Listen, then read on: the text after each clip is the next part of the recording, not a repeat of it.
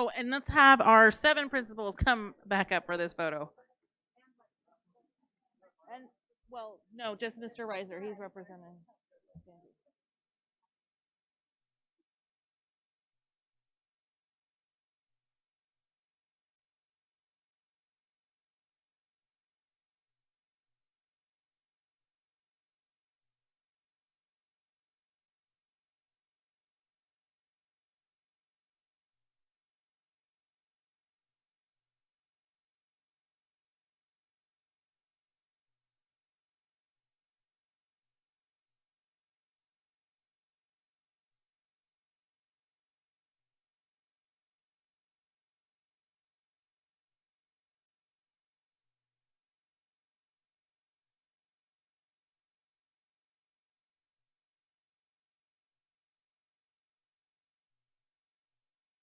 No.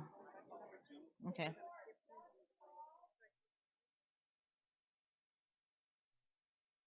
Once we're set, principals, board, cabinet, we're not moving. Okay, we're gonna do this quickly.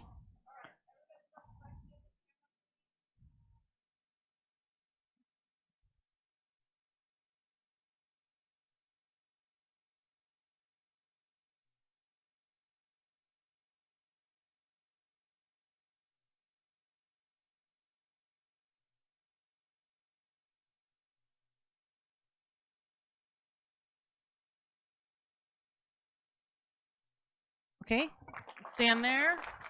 Stand there. Stand there. Stay there, please. Principals, nobody move. Only person that's swapping out here is Ulysses. Thank you very much. Up next is Maria Brunner representing Senator Eloise Gomez Reyes.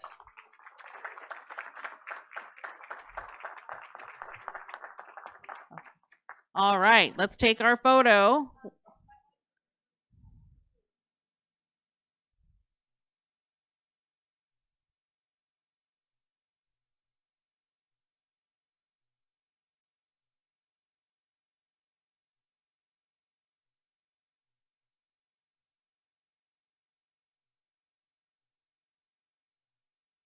Representing the office of Assemblymember James Ramos is Field Representative. Nope, he's not here. Representing the San Bernardino County 5th District is and Vice Chair Supervisor Joe Baca is Field Rep Leanna Uribe.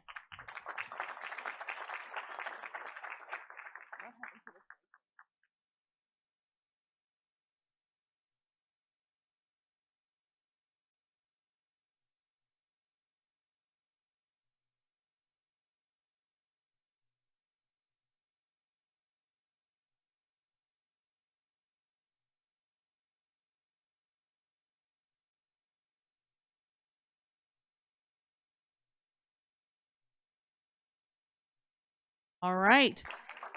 Representing County Superintendent Ted Alejandre. With us is Dr. Juanita Watkins and Karina Alanis.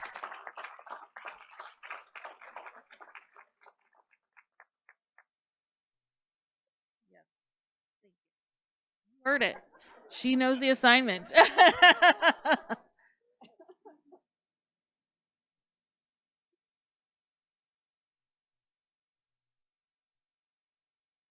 All right.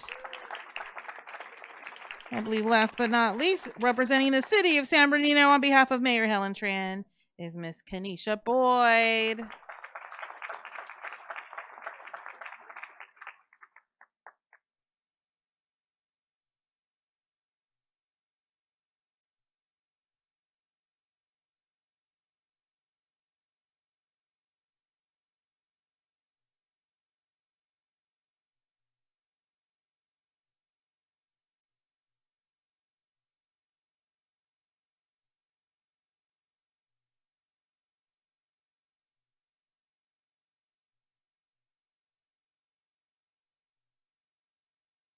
Thank you once again to all of our dignitaries for being with us today. Audience, please give them all a warm round of applause.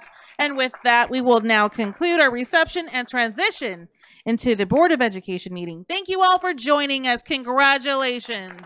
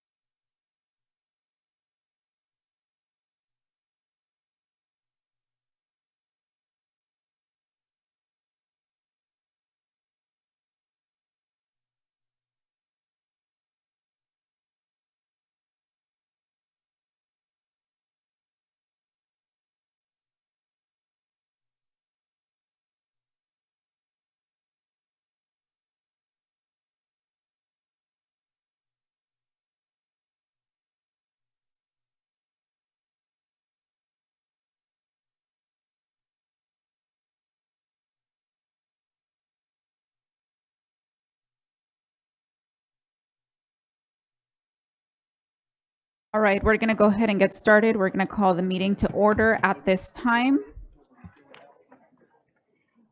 It is 5:43, so we are a little bit behind schedule.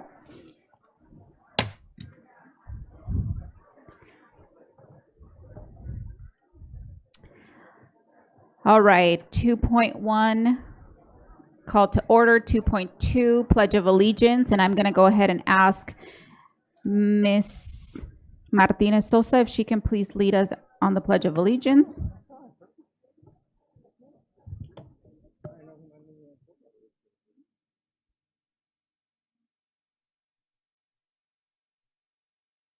Everyone ready? Put your right hand over your heart. Ready? Begin. I pledge of allegiance to the flag of the United States of America. To the republic for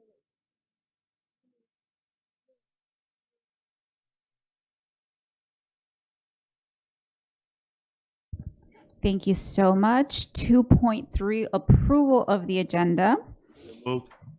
And second, would we be able to move public comments, if the board's okay, if we can move public comments up before 3.0, special presentations? I agree. Okay, awesome. So we have a motion by Mr. Tillman, a second by Ms. Medina. We're going to be moving public comment up.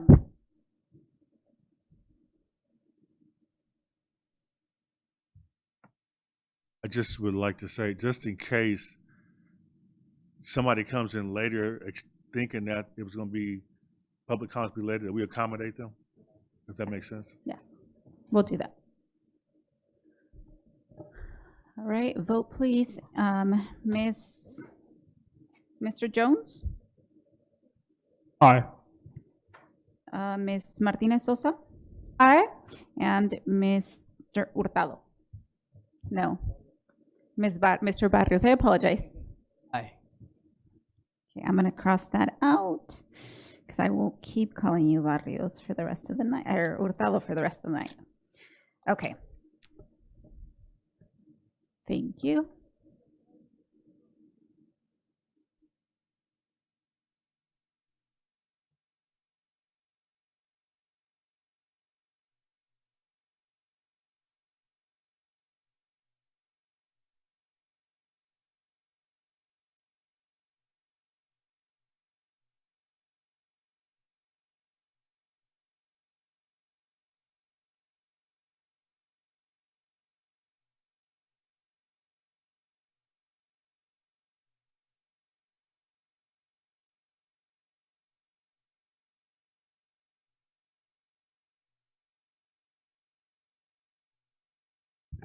Motion carried. Awesome, thank you.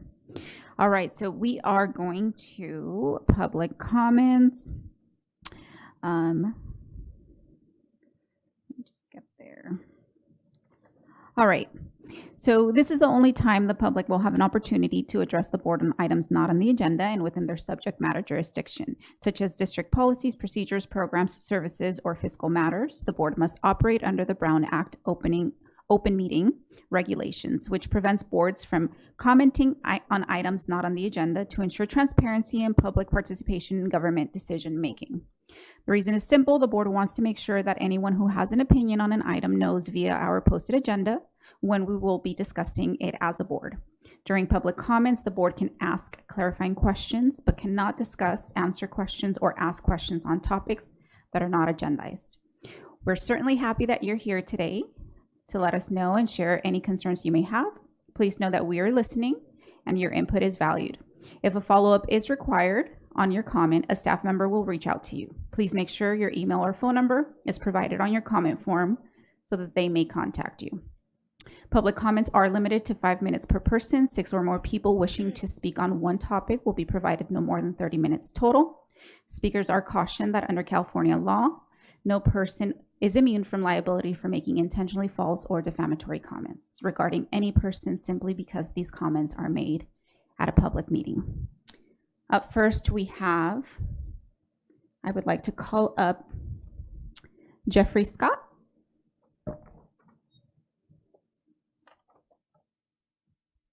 Welcome. Thank you. Thank you. Good evening, Madam President, members of the board, Superintendent Ariano. My name is Jeffrey Scott. I'm one of the special representatives and outreach specialists for the Western States Regional Council of Carpenters. I'm here on a good note. I want to talk about partnership and what needs to be celebrated.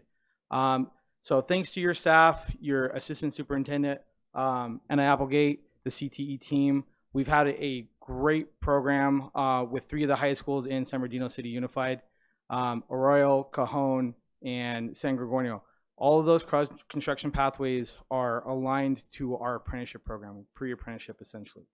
So what we're doing is we're creating opportunities, direct opportunities for students, young men, young women to get gainful employment right out of high school. College isn't for everybody. College is a great opportunity. We believe in the opportunities that opens up.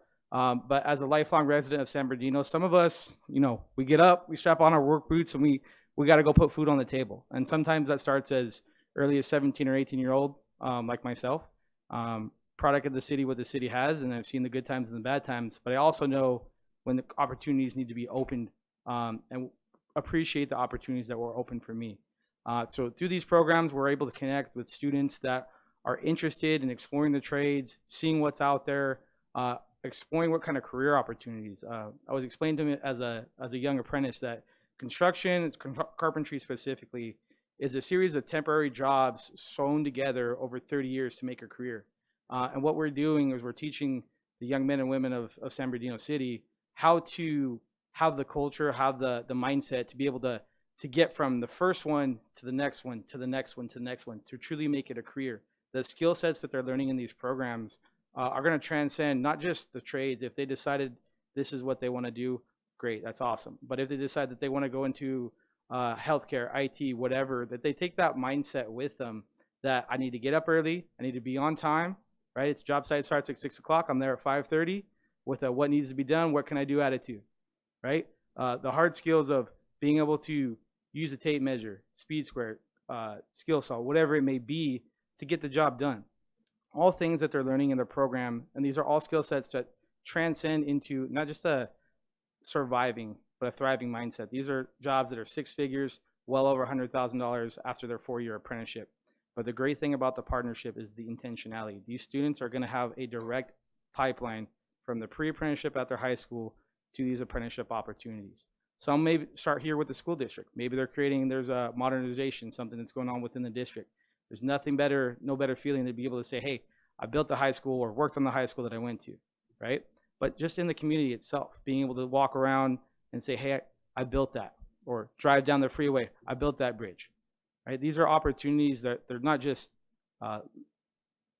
jobs, but these are legacy pieces for these young men and women to get into the community, have a great wage, have awesome benefits, to take care of themselves and their families. We lose too many of our young people to other states or looking for more opportunities when they should be looking at home. They should be looking at the city, looking at their school district and saying, where can I go? What kind of training can I get to be able to stay here and enjoy what the community has to offer? So I just want to thank the team, the staff that you put together. They've been amazing to work with over the last couple of years. And I hope this is something that continues a lifelong partnership for the city and the students, that will be able to bring more students year in, year out to talk about the testimonials of, hey, I'm a carpenter now, I'm a union carpenter, I went through my apprenticeship, I'm going through my apprenticeship program, and it's thanks to you all that created these opportunities. So thank you for the time, and I appreciate the opportunity to speak. Thank you. Thank you so much. We're always excited to hear back. Up next, Mr. Terry Boykins.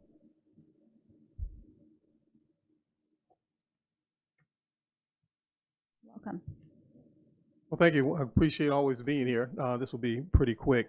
Project Finding Chance, once again, is getting prepared for summer. Ahead of last year, we had about 178 students that we had a chance to serve. We're anticipating about 220 this year between the boxing camp in June and then, of course, the enrichment program in July, for the entire month of July. So I do have some flyers I'll leave before I depart. The thing that's interesting is the fact that, last year was pretty much a challenge. We had a chance to work with a number of parents who were intimidated by coming into the program, and they were able to,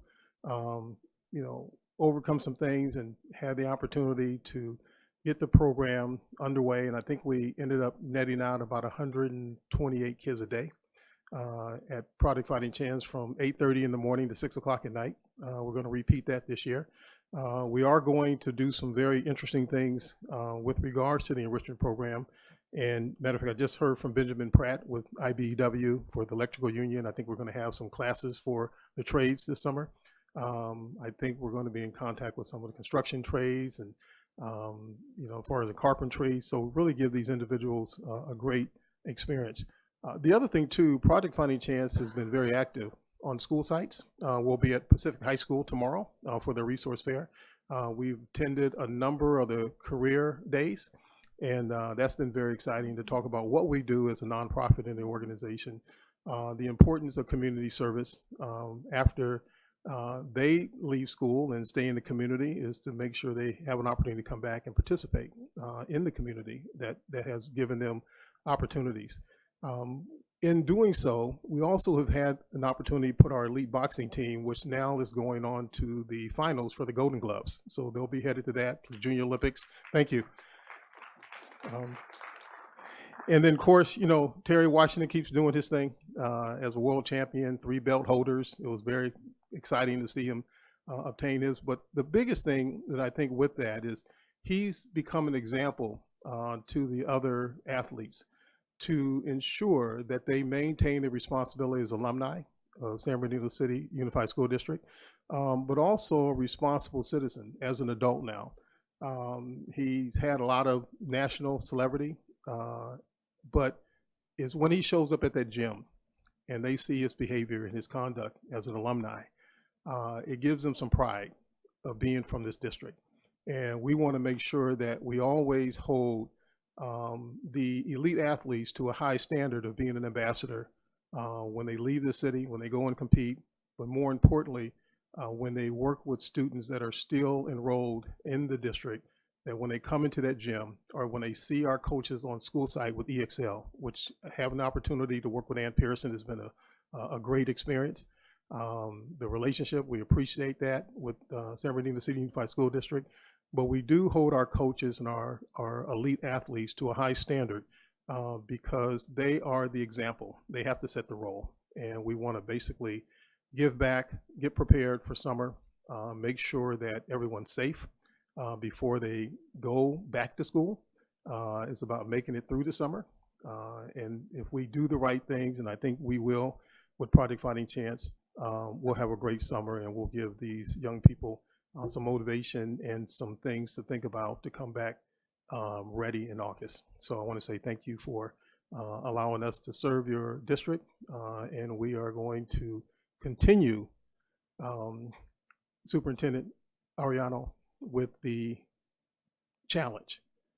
Keep Project Fighting Chance accountable to the youth, to the district, to the parents, and to the residents of this city. Thank you very much. Thank you. Up next, we have Becky Leppens.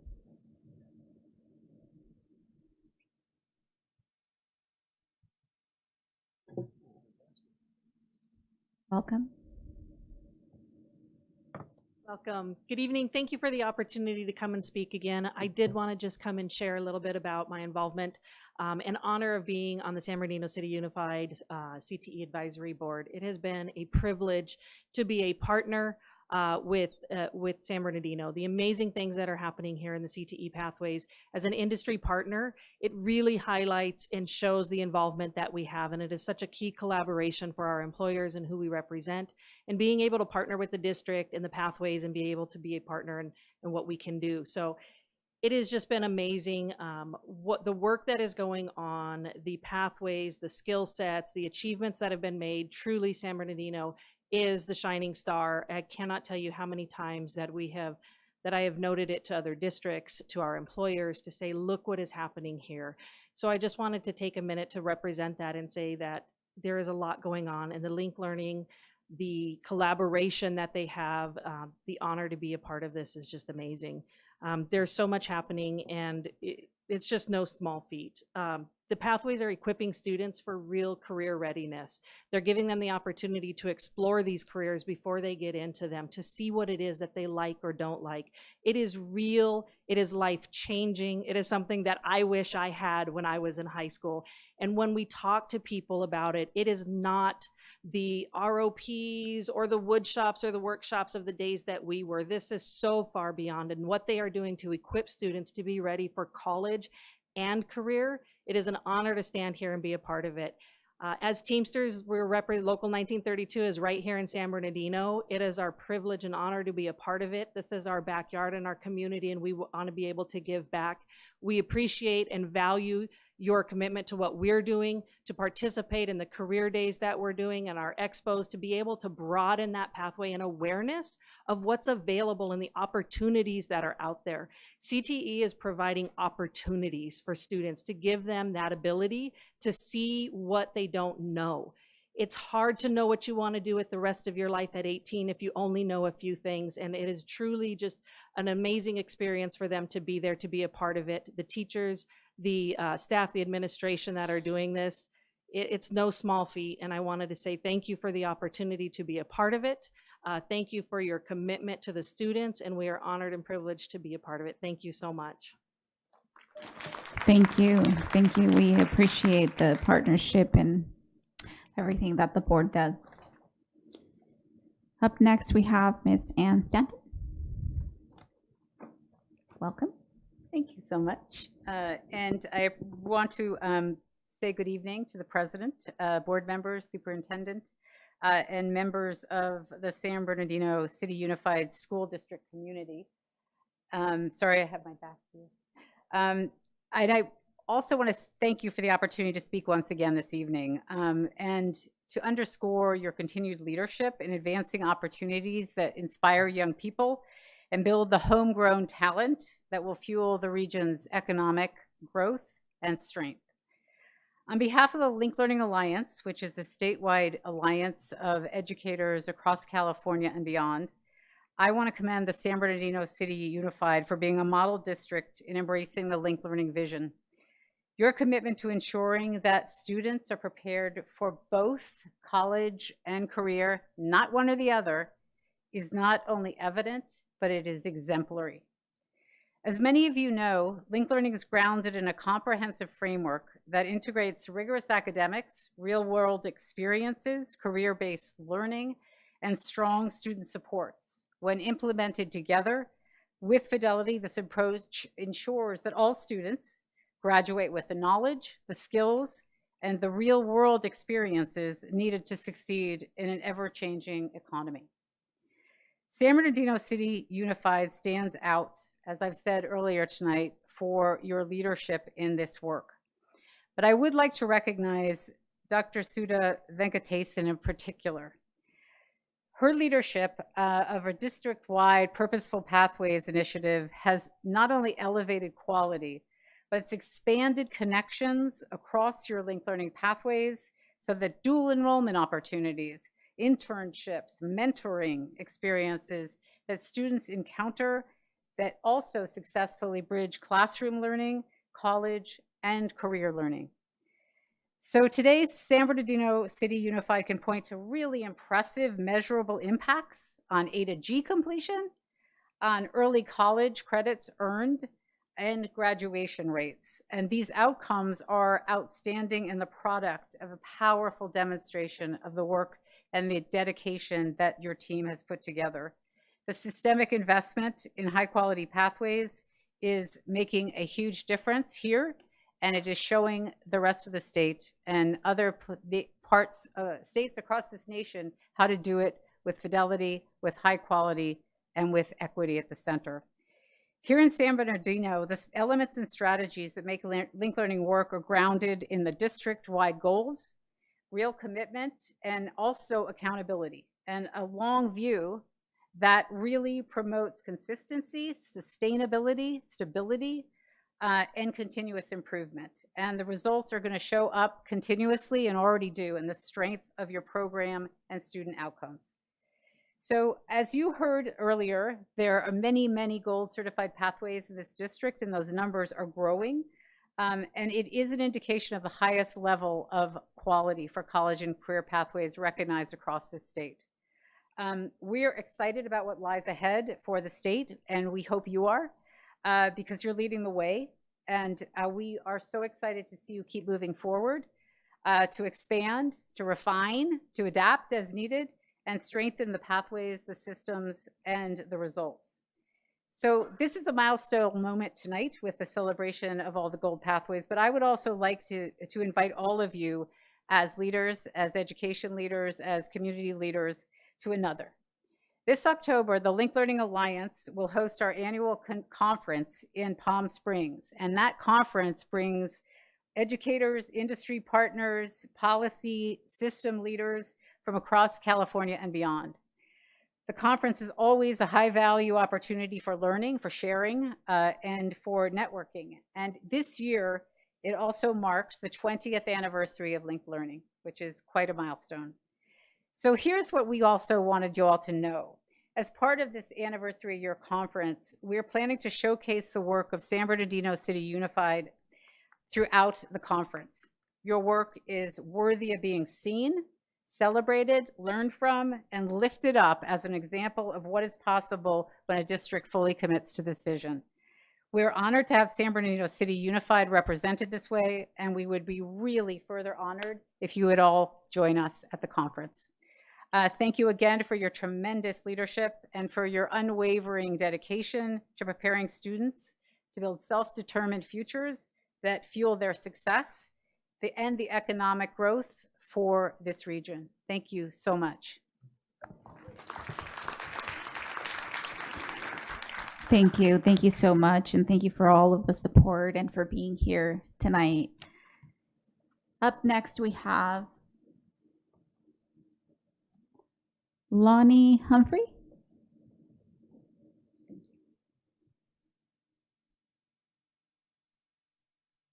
Oh, good evening, board, president, superintendent. I'm so excited to be here. So my name is Lonnie Humphrey.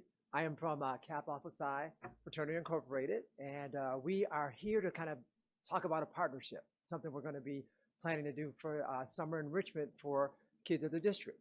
So I've worked, Brother Boykins here, he's a member of our fraternity, and so we're going to come up and talk a little bit later about what we're planning to do. But we're looking at a bridge program. So we're looking at doing something in May, in late May, right before graduation time, to help students with their summer enrichment. So we're looking for everything from safety habits for the summer, how to be safe physically, mentally, and emotionally, as well as what to do, like fun things like swimming. So we're looking at really having a bridge for that. So we're looking at doing a summer safety day on May 23rd.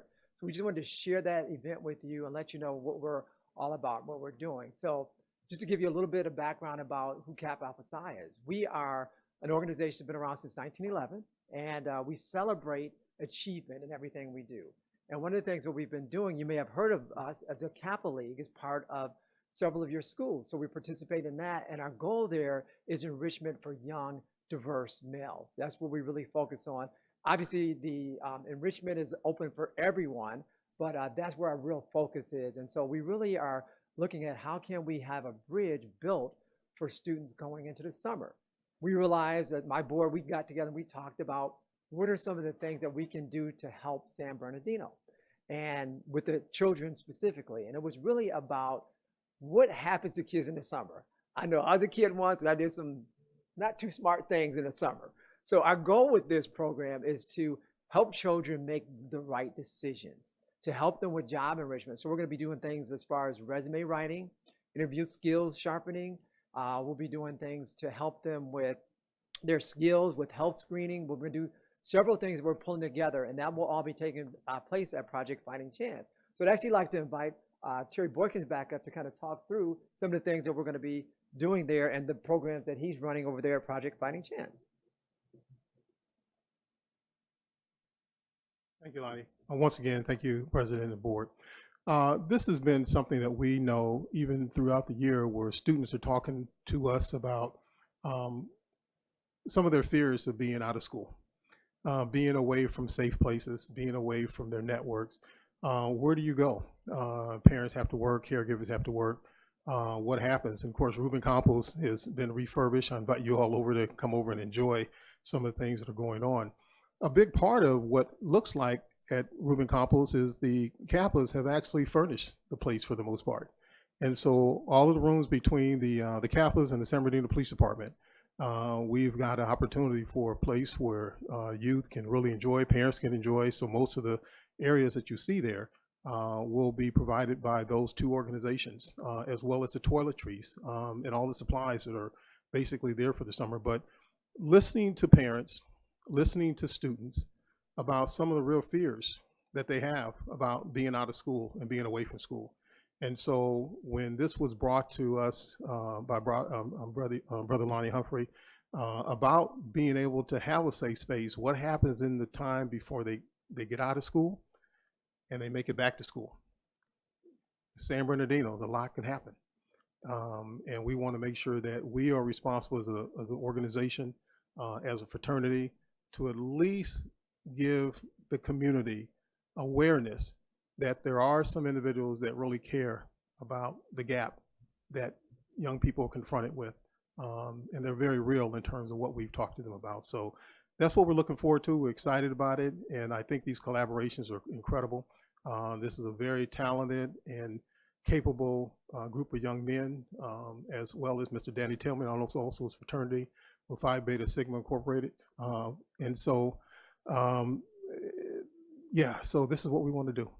We want to make a difference and make sure kids know that they're safe and they've got individuals in the community that will help keep them as such. Okay, thank you. Thank you all. We appreciate it. Thank you. Up next, we have Ben Pratt.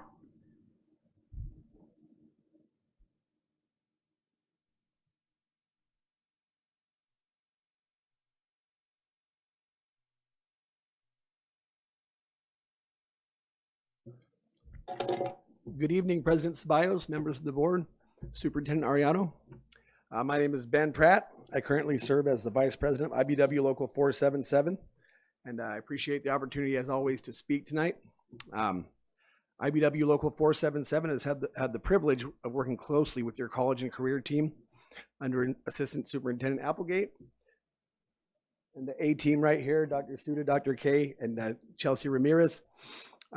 We have worked very closely with Chelsea Ramirez on workforce development to bring Local 477's desire to be of service to our students to fruition. And this team really knows how to execute a vision. Through this collaboration, we have created meaningful hands-on experiences that introduce students to careers in the electrical trade. Together, we have supported the development of our unregistered pre-apprenticeship program that provides students with early exposure to the skills, expectations, and career pathways within our industry. Our curriculum is now registered with DAS, and we're hoping to eventually become a elective pathway.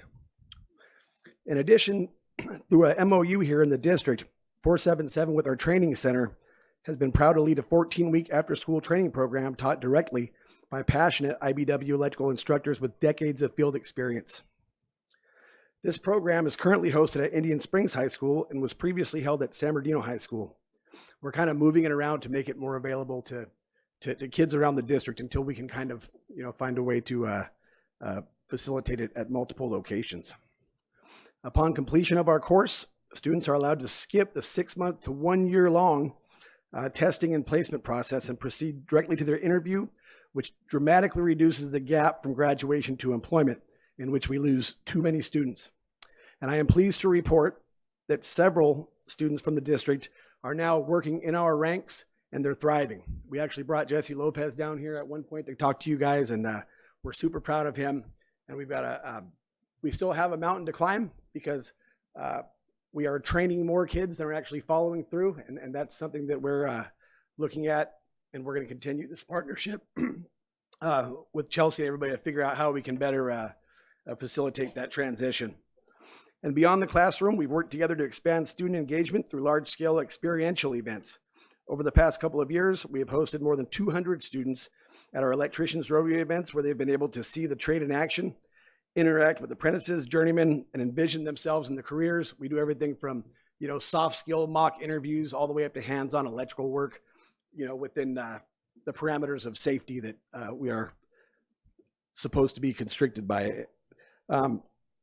And really importantly, I want to emphasize that right now the need for a locally grown workforce is more than ever. We have job calls go unfilled right now because the demand just is not met by what we have to supply. The district has always been a great partner in helping us with that too. And last, I would just like to say that this partnership is making a tangible difference here in this community. I've been here for 50 years, and I went to school here. My wife went to school here. My children, and now my grandchildren go to Newmark Elementary. And this district has always been the rock, that kind of has been the compass of this community. And with this board and this team back here, you guys are continuing to be that great example, for others to follow. And lastly, I would just like to say that I deal with people for a living. I deal with kids. I coached at Pacific High School for 8 seasons. I deal with our formerly incarcerated populations and also kids right here in the district. And I would say that almost exclusively, if given a chance between a pathway to the middle class or the streets, the kids are going to take that pathway, right? It's when we fail to provide these opportunities for them that's how we fail them. So what we're doing right now is to be commended, and you guys are the best partners that the IBEW have, and we look forward to continuing this partnership. Thanks so much. Appreciate it. Thank you so much. Up next, we have Mark Lawrence.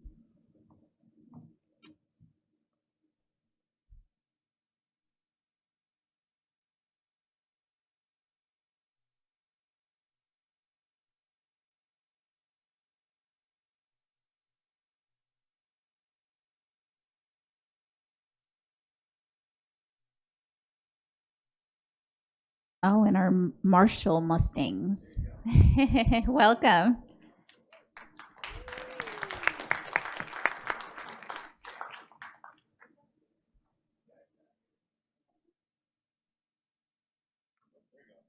Got one more. Okay, so I am not their coach. He couldn't make it here today. He's trying to get ready for the trip. You need a real ID to do that, so we had to get that done. So I guess I'm a sub for that too. Well, I'm a very involved parent. These kids this year, they have been very, very dominant when it comes to their competitions this year. Oh, actually, first I want to say hi to everybody. Thanks for being here. Yeah, these guys have been itching to get back. So they just didn't make it. Were just shy of making it last year. This year, they just absolutely dominated their first competition. That's why they have this trophy as big as them. And we just want to make sure that, first they get the recognition that they definitely deserve, because they're going on to possibly separate schools next year, so we're going to see if they can still at least compete together. Got to keep the team together. And then we've got at least one engineering pathway student. As you know, one of them is going to be at San Marino High. I don't know about the others. And that also reminds me, the San Marino High team, they also made it. So I want to give them recognition too. But yeah, this wouldn't be possible without the coach. That would be Jose Nieves. He works so much. Want to give him all the recognition he definitely deserves. I don't know when that man sleeps, because he's also currently at another job that he has right now. So we love you, man, but we're here for you. So yeah, they competed at Troy High School, and our driver here, Kayla, she did something pretty impressive where usually at that competition it rains every year, but this time it's clear skies but very, very windy, so you couldn't see under the water. Okay, so I guess I didn't explain it first. They compete in Sea Perch, which is an underwater rover competition where it's in multiple pieces, where part of it is through an obstacle course, part of it is a mission where you have to pick up things and move things underneath water, and they have to build the subs themselves. It's usually got a PVC pipe. If you've seen a little cubicle thing in a demonstration, that's what they generally start out with. But no, our kids have gotten to a more advanced design, and they're competing at the middle school level. They're still elementary, but yeah, they're going to be splitting up after this year. So I'm trying to keep them together. But we just want to make sure they get the funding they need to go to DC. Maybe it might be not a problem to get the approval, but maybe just a little quicker because we got to make sure we get all the flights. And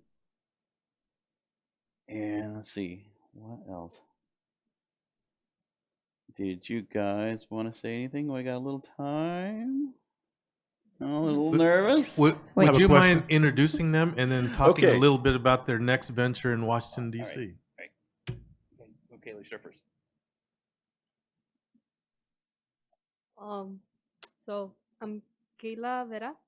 I'm currently in 5th grade, and I've been doing this activity for about 3 years, and I have a strong desire for continuing this project that we have going on, hopefully until high school. And I just want to keep on this reputation we have with all of my teammates here, especially Valentina over there at the end.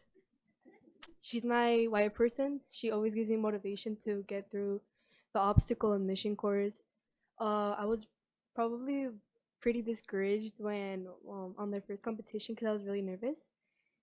But I don't know, something just told me that I could do it, and especially all my teammates, they were telling me how I could do it, and my coach especially, and they're just there to support me through everything. Even if I win or lose, they're just always there for me. I am on my way to Richardson Prep, and hopefully I could get into middle college, high school, and I am striving to go to Harvard, and yeah, that's just Ask her a question. Yeah, Mr. Tillman. So just a few questions for you because I'm not real clear on what you guys do. So you were the driver, you said. Yeah. What did you use to steer your device? We use a control box, and it's powered by a battery. Is it wireless or is it connected with a wire? It's connected with wire. And the big trophy, what place is that? First. And you were the one driving for the first place trophy? Yes, that's correct. So what happened during the race? What one main thing happened you think that you found a solution to during the race that made you successful? Our sea perch is designed to be able to be clearly seen during the water, even during strong winds or any waves, because we have very many divers that love to make waves during the races, and they're very appreciative of that. But it's okay. It's more of a challenge for me, so it's really great. It is a bright orange, so when the waves were starting to get stronger, I could still see it, and I could see the hoops since they were a dark blue color, and the pool wasn't that deep, but I just kept telling myself that I could do it.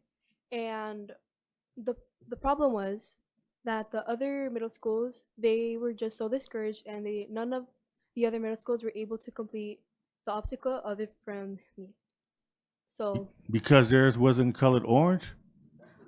yeah, that's it. Right. Wow. Thank you. Congratulations. Thank you so much. Congratulations. And then just really quickly, if you can just go to the mic, each one of you, and just state your name, please.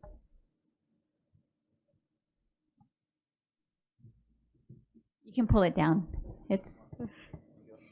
Hi, my name is Isis McKenzie. And what school do you go to? I go to Marshall Elementary. Marshall Elementary. Thank you for being here. Thank you.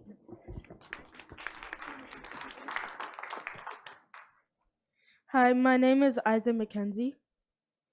What school do you go to? Marshall Elementary. Also. Okay, thank you for being here. Hi, my name is Valentina Alicia Lawrence. A little louder. My name is Valentina Alicia Lawrence. What school do you go to? Marshall Elementary. Marshall Elementary. Awesome. Well, congratulations. Thank you so much for being here today, and we're looking forward to the continued successes that you guys have in your team. Yeah, they wanted to carry all these things. I have a wagon, but.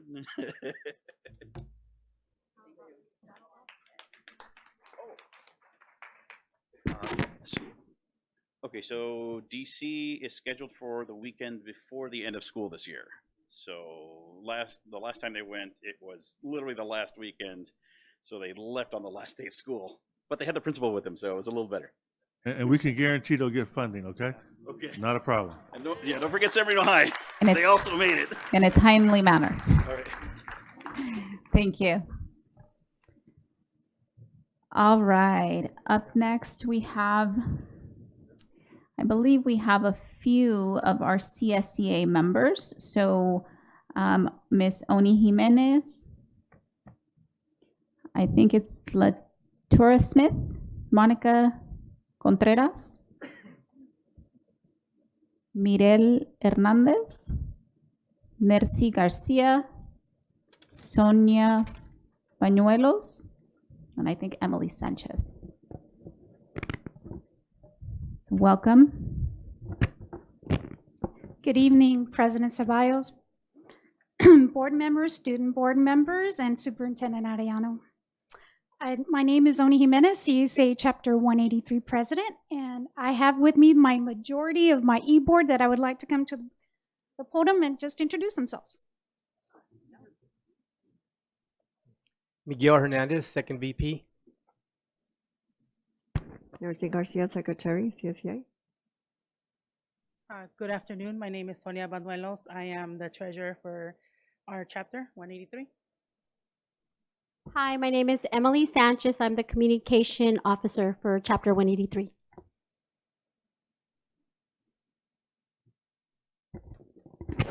I'd just like to take a moment to share an update with all of you. I'm pleased to announce that the successor contract has officially been signed.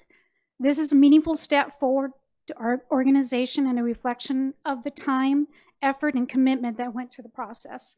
At this point, we're waiting for final approval from the CSEA field director. Once that is completed, the contract will move forward to our members for a vote. That final step will give everyone the opportunity to have their voice heard, which is critical part of this success. I want to extend a sincere thank you to the board for approving the 5% raise, including in this agreement. Your support and recognition of our members does not go unnoticed, and it is truly appreciated. And last, but definitely not least, I want to take this opportunity to give a great big shout out to our classified employees for all of the hard work and dedication that they provide to our district. Thank you.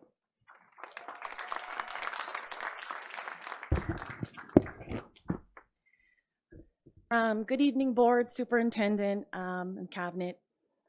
For those who don't know me, I'm Monica Landry Contreras. I'm the labor relations representative for Chapter 183, the California School Employees Association. So tonight I wanted to talk about two different items I wanted to put forward for your consideration or think about. One of them is the abolishment of our tree trimmer in the maintenance department and the topic of cell phone allowance for classified employees. So first, CSEA is requesting the board reconsider the decision to abolish the tree trimmer classification. There is currently an active contract worth a minimum of $250,000 with a potential of extensions not exceeding $2.5 million.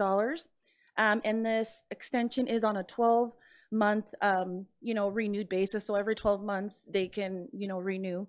While the district, meaning the maintenance and operations department, was unable to provide a CSEA a clear estimate of the projected hours and the work required for the future to kind of justify the use of this contractor, they are moving forward with wanting to eliminate the tree trimmer. Right now, they say that there's no available money. However, they can at least pay the minimum amount of a $250 contract with an outside person rather than maintaining the employment of our tree trimmer. M&O has claimed that the overall work has decreased and they would need to make significant investments in the equipment. However, the cost of contracting services tends to rise at a much faster rate than the classified salary schedule. This raises the question, why would the district want to relinquish control over the positions and shift towards relying on a contracted service? Sorry, I lost my spot. Today is the tree trimmer position, but what about our other tradesmen, tradeswomen, and what about our other classifications in the future where contracted services are used, such as instructional assistants? We believe there is a way to make this work while preserving our bargaining unit position. Please let us work together and reconsider the decision to abolish the tree trimmer classification position. Secondly, for the past 4 years since I became the labor representative for Chapter 183, we have raised on multiple occasions and multiple times I went too fast. That we are advocating for our members to be eligible to receive the cell phone stipend allowance afforded under the board policy. Throughout the entire district, there has been subtle coercion, pressure, and implied expectations for our members to use their personal cell phones for work-related communication. This issue is not new to employee relations nor human resources departments. We have raised this concern multiple times only to discover recently that the district unilaterally decided which classifications could receive this cell phone stipend or the cell phone allowance without negotiating with CSEA. CSEA will continue to fight for our members' eligibility to have this allowance. Administrators earn significantly more than our classified staff and are compensated for their cell phone use. So why aren't classified employees treated the same? CSEA will continue to address this issue, and we hope for your support in the future once we bring this back again. Thank you.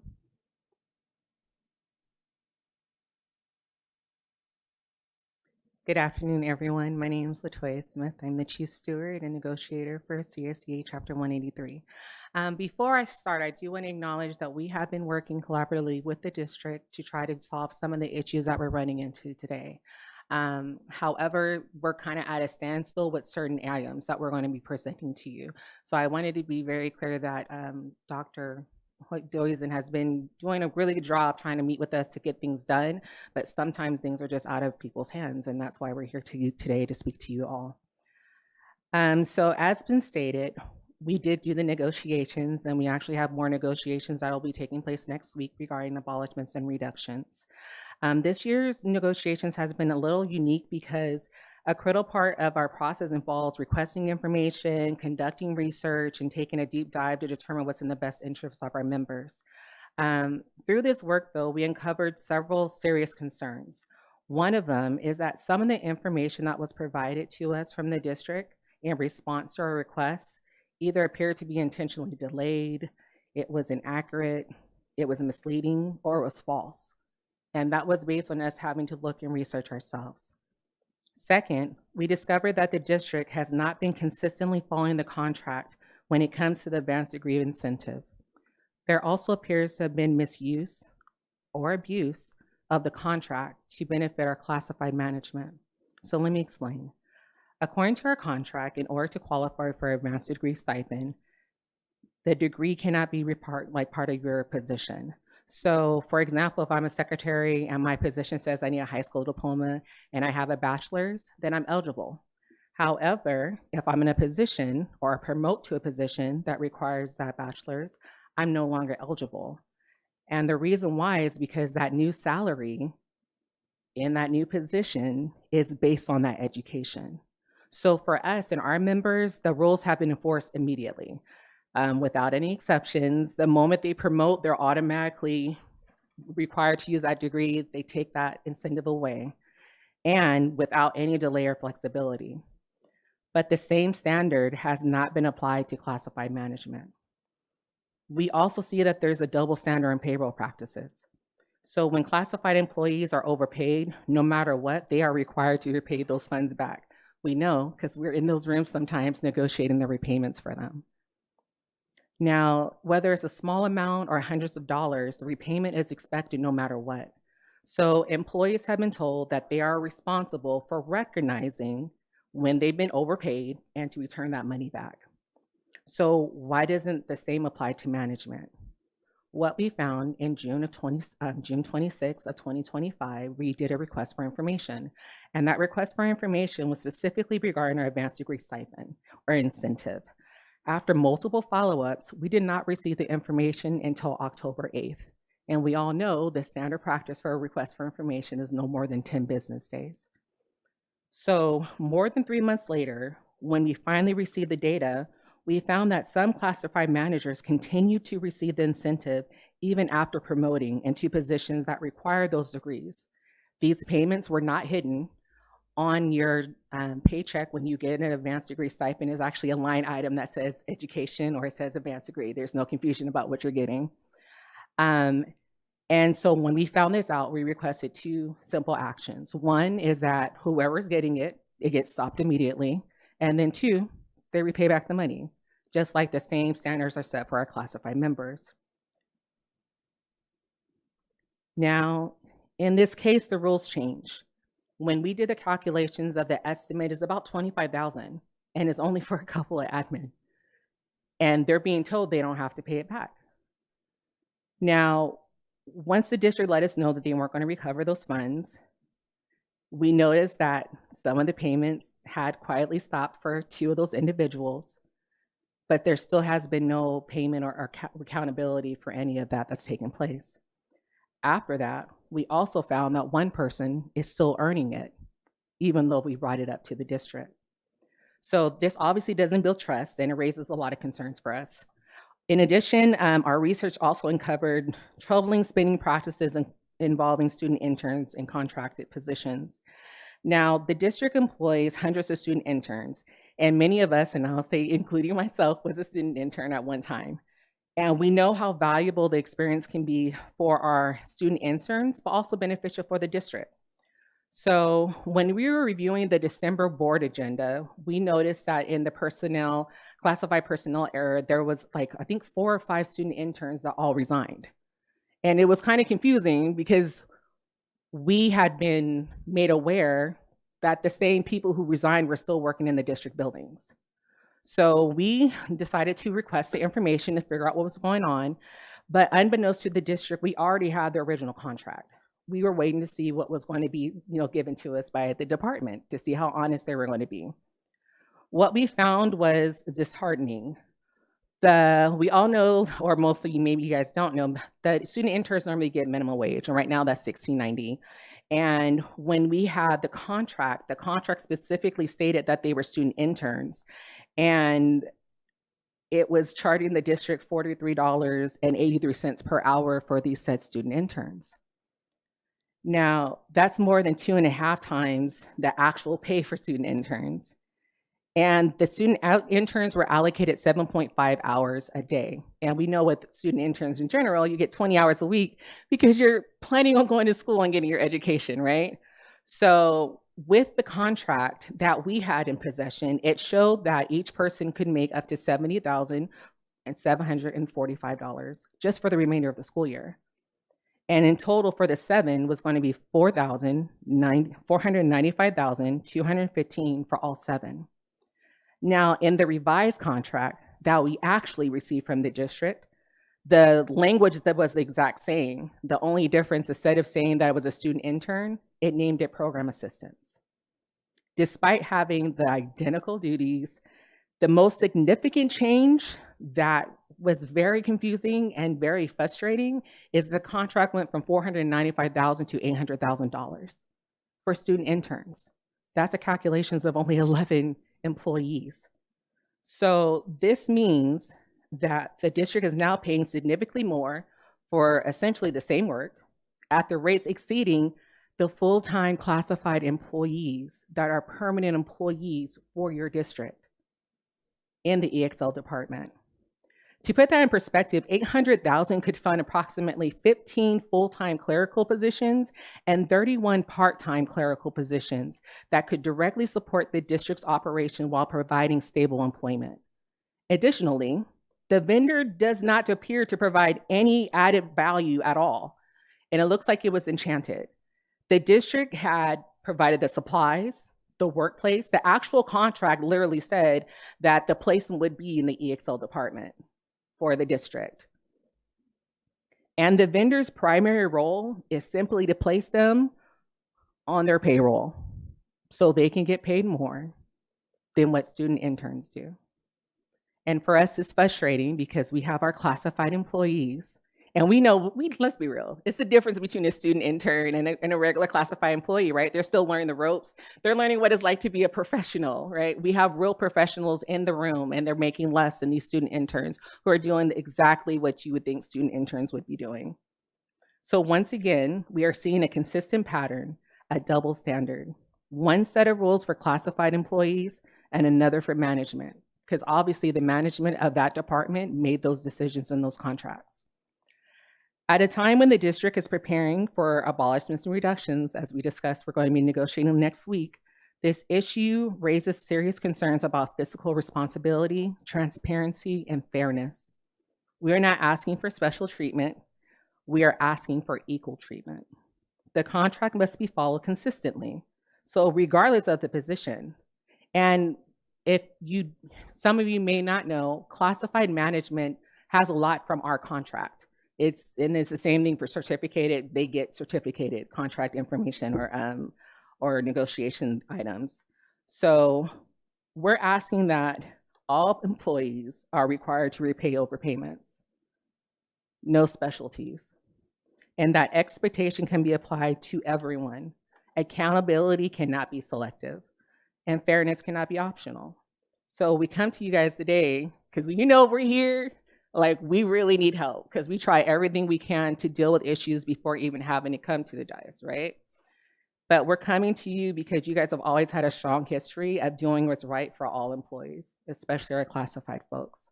And you have demonstrated the commitment of fairness and integrity, even if not everyone agrees. And so we're asking that you uphold the same standards now. Just ensuring transparency, ensure that anyone's being treated the same, and to correct the inequities, and also deal with the problem and address that. And restore trust with the employees that are serving you all. So we want to thank you for your time and consideration. Are there any more speakers? Are there any questions? All right, well, we thank you for coming out, and we look forward to continuing to problem solve.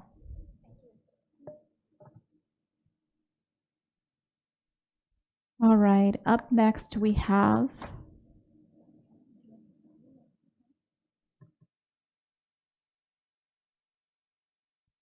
Patricia Lozano.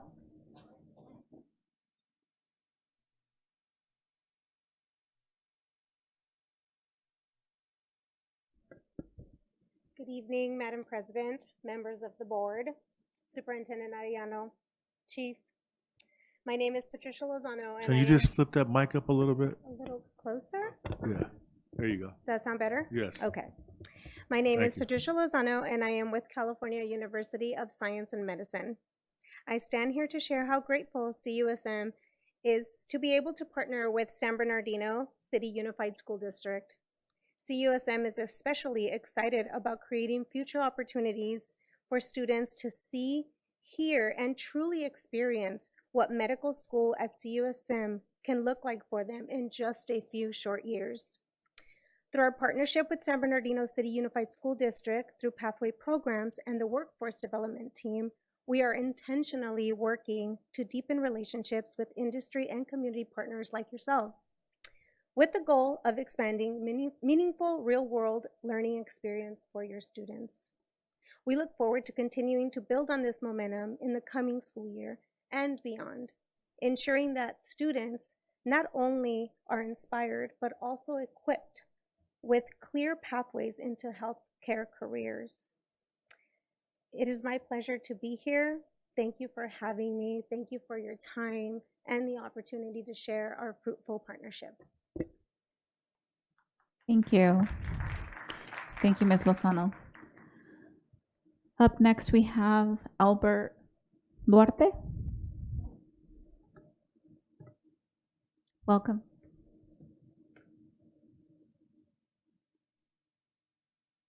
Good evening, President, Superintendent, and board, and student board.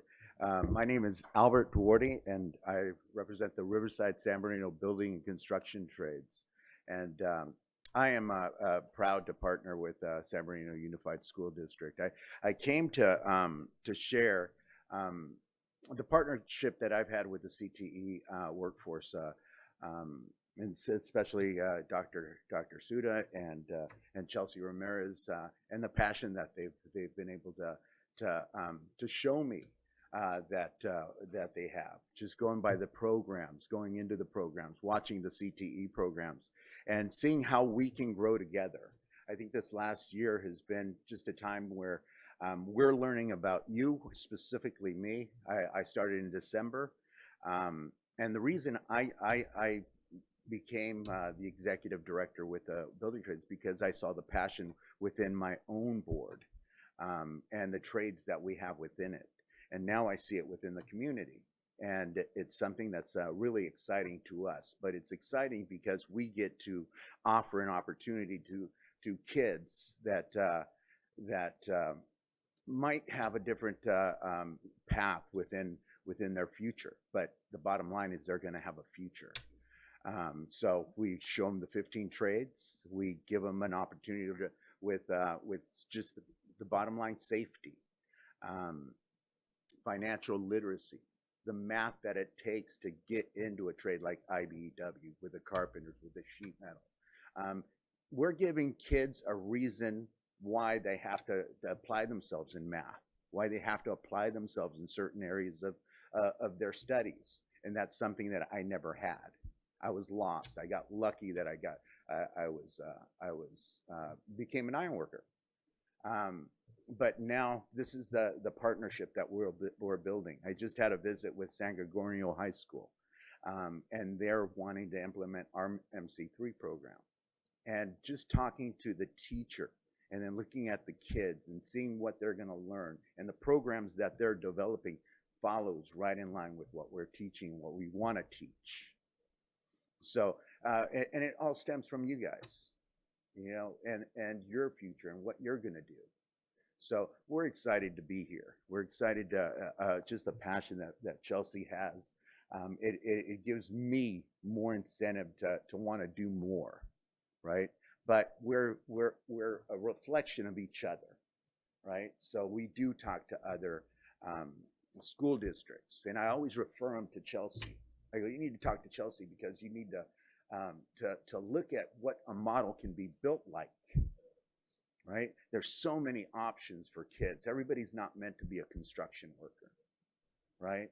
But those that are, I want them, right? So we want to grow this partnership, but it really takes me knowing you and you knowing me, right? So again, it's just a start, but we wanted to thank you for just taking a chance on us. We're going to be here next month talking about the community workforce agreement and how that's applying itself. But it all started with your decision a year ago. So thank you again, and we're looking to do a lot more, and I know we will.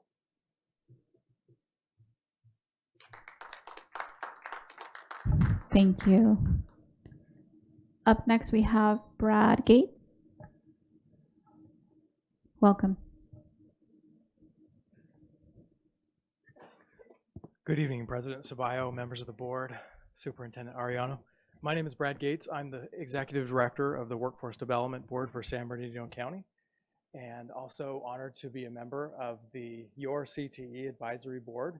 I am here really representing the Workforce Development Board and the important work that they do here in San Bernardino County. The mission of the Workforce Development Board is truly to make sure that every resident of San Bernardino County has access and the opportunity to achieve meaningful employment. And the work that we've been able to achieve with your school district has been tremendous and is truly a model as a representative of a workforce board and in my opportunities to travel around and speak with other workforce boards throughout the country. It is increasingly clear that what we are doing here in San Bernardino is very special and very unique. And so I want to commend and congratulate you, your vision, the priority that each of you have placed in making CTE a priority in this district, of making sure that these career pathways are being developed, strengthened, and that we're doing what we can to connect students with real-world work experience opportunities in the classroom. Many studies have shown that when students are exposed and have opportunities to experience real-world work experience as a young adult, they're far more likely to achieve success later on in life. And we see that, and in my role here in the county, we talk to many businesses, and we talk to them about the quality, the availability of the workforce, and about their struggles to fill and meet their workforce needs. And the one thing that rings loud and clear is that work experience. They are looking for people, for workers that have not just the actual skills required of the job, but have developed those what we call soft skills, things that our students are able to learn in these career pathway programs, in addition to the actual industry-specific skills as well. And one of the priorities that we have as a workforce development board is to make sure that the programs that we are promoting, that the occupations that we're helping people train for are actually aligned with industry needs. And I think, again, commend you for what you are doing to make sure that your career pathways are truly aligned with the needs of business, that it's not just a curriculum off the shelf, that it actually is aligned with what businesses have said that they need. And so again, it is my true honor and privilege to work with you, to work with your workforce development team here in the school district, and to really work to promote these opportunities for our students who are truly the future generation of workers in San Bernardino County. So thank you so much. Thank you. And I, if I can just ask that I think we have either a question or a comment. Mr. Arellano? Yes, thank you, President Ceballos. I just want to thank Brad for his support. I'm honored to serve on the Workforce Development Board, so thank you for allowing me to be in that space. I've learned a lot. But I also want to thank you for being open, for the ideas that Chelsea and Alan and Suda have put forth in terms of creating a pipeline of our students directly to county. You have been behind the scenes working that with our team, so I just want to share our appreciation for opening that door, and we're looking forward to that opportunity. So thank you, Brad. Appreciate You're you. very welcome. Thank you. Thank you. And I believe those are all our public comments. We didn't receive any yet, right? Since we shifted it. Okay, awesome. Thank you. We will go ahead and continue to our 3.0 special presentations and recognitions, 3.1 linked learning CTE presentation. And I will go ahead and turn it over to Mrs. Applegate. Yes, thank you, President Ceballos. Once again, board, thank you. And what can I say? I think you've spent the afternoon hearing how wonderful our pathway program is and our staff, but I do see our secondary staff here in the back, and I would like to thank them. I know it's a lot of their hard work as well. Very proud of our union partners that are here as well. We're very grateful for them. Board, I know you've had a vision for pathways. I know, especially Ms. Medina, I know you've really been at the forefront with the union partnership, so thank you so much for that. And without further ado, I'll go ahead and introduce our dynamite team here, and just so proud of the outcomes that we have for our kids. So that's what makes our pathway special, is it's taking our kids places wherever they want to go. So Dr. Venkatesan and Ms. Chelsea Ramirez. Good evening.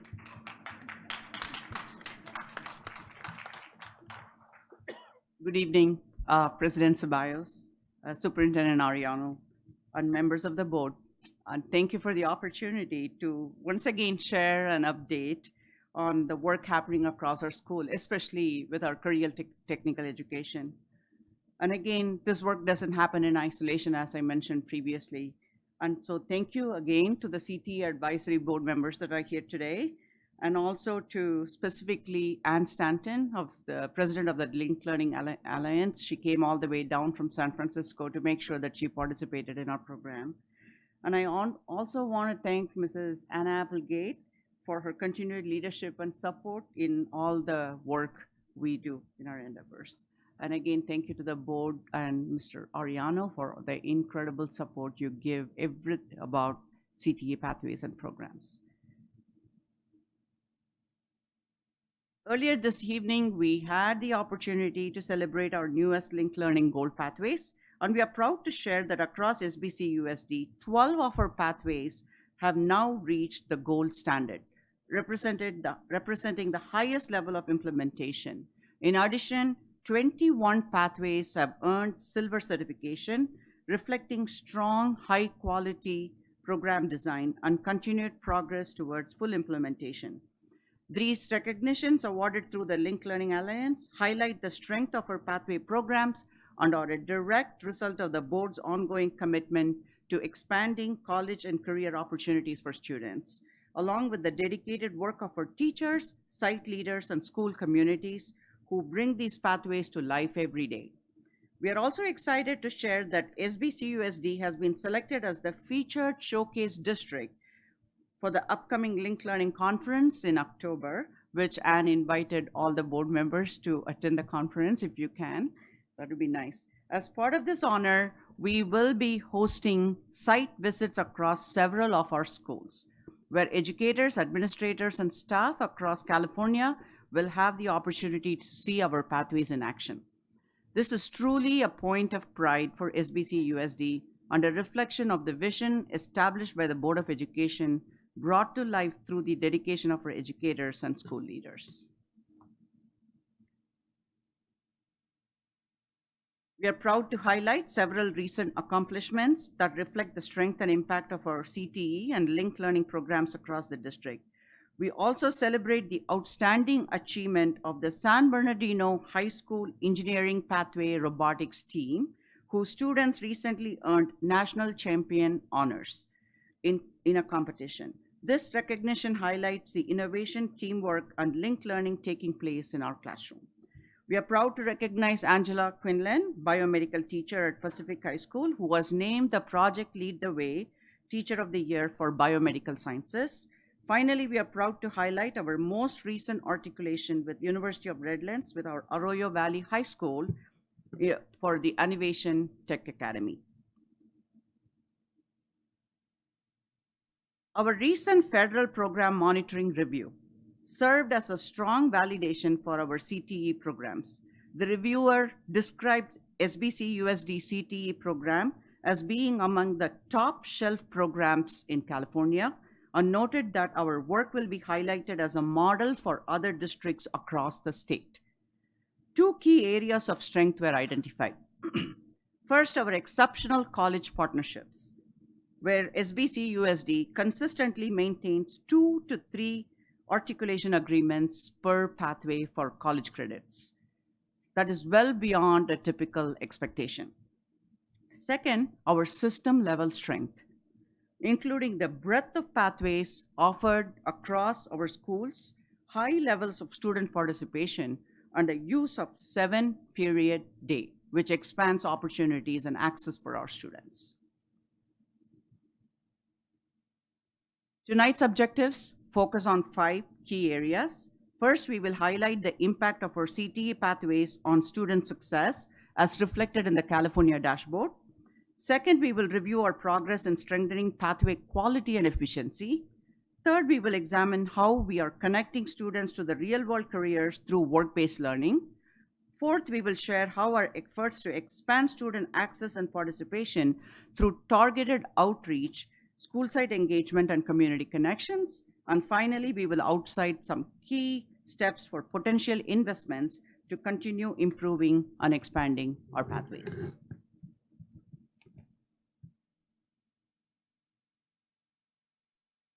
Purposeful pathways. The Purposeful Pathways framework is unique to San Bernardino City Unified School District and serves as the foundation for all our college and career work. Every action we take is intentionally guided by this framework to ensure that students experience a coherent and connected journey from academics to career.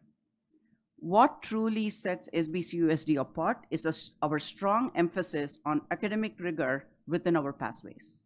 All our CTE courses are A through G approved, which is not common among other districts.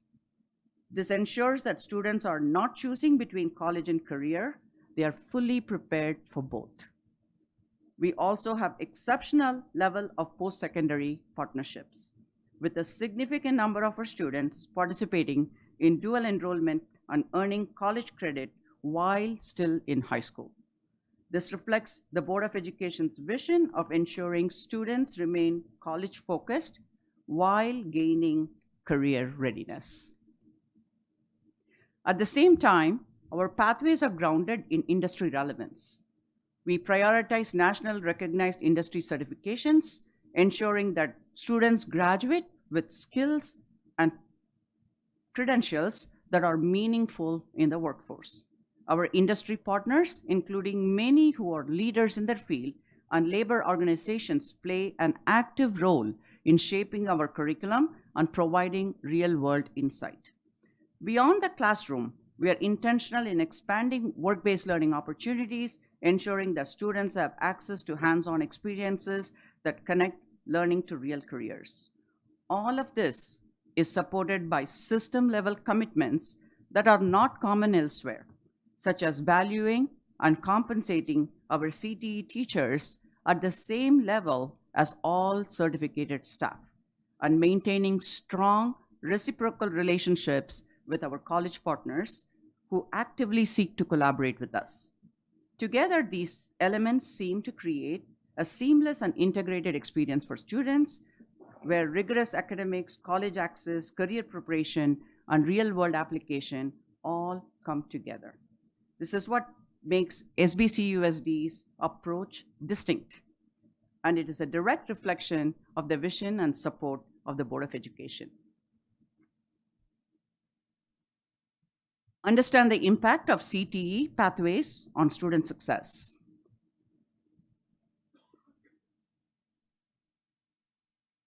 There is a clear upward trend in college and career readiness. In 2023, we were at 38.7% at the medium level. By 2024, we moved into green, 41.4%. And in 2025, we have strengthened that position with over 50.2% of our students prepared. Even more important, we are seeing improvement across student groups, which tells us the growth is becoming more equitable. It is our intentionality, guided by our purposeful pathway framework, that is helping us drive the gains.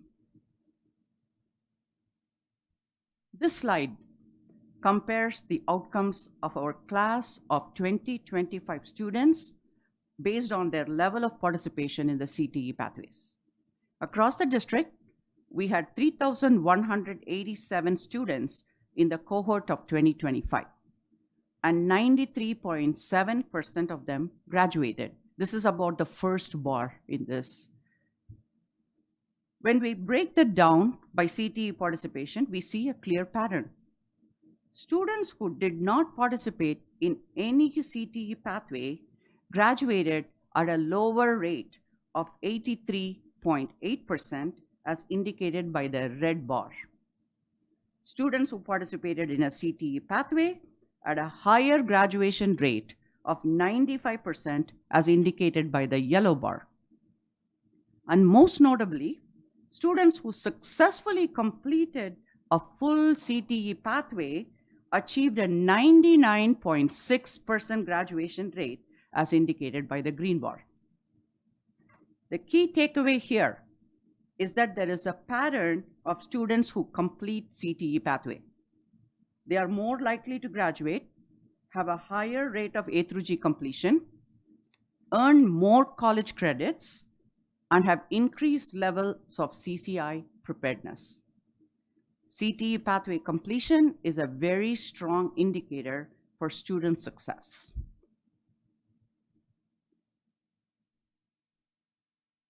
Pathway completers, this is a 3-year trend. Pathway completion refers to students passing their 2-year CTE coursework with a C or better. We see that every school site has increased the pathway completion rate. This is a direct result of us using pathway completion as one of our strong metrics in evaluating our CTE programs. We continue to see strong growth of CTE pathway completers across most student groups. There are a few small declines in specific groups, which are largely due to very small student populations where minor changes can impact percentages.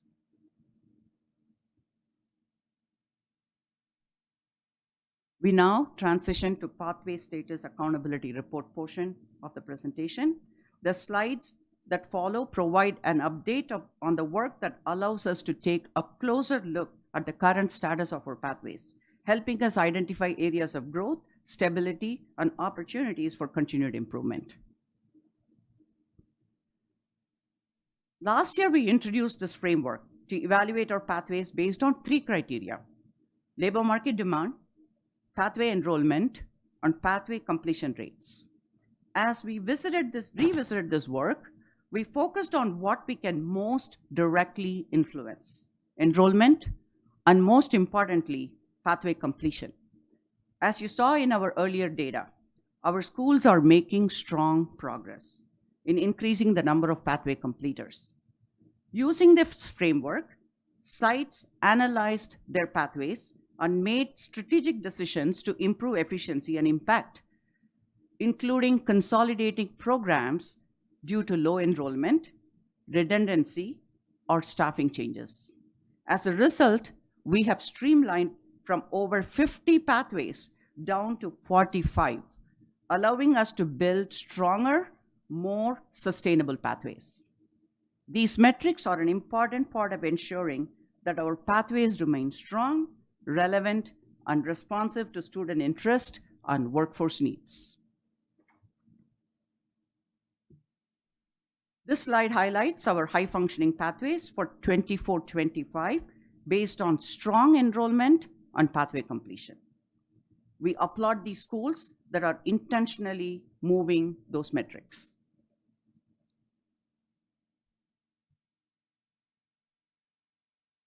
This slide highlights 22 pathways across multiple high schools that we identify as pathways on the rise. Programs that are advancing towards high-functioning implementation in terms of course sequences, increasing student engagement, and pathway completion. As I mentioned earlier, all of this year, we are working on improving the efficiency and effectiveness to build and keep quality pathways. The sites undertook certain strategic transitions, either retiring or consolidating pathways that had low enrollment. For example, some pathways had 7 students or below in them.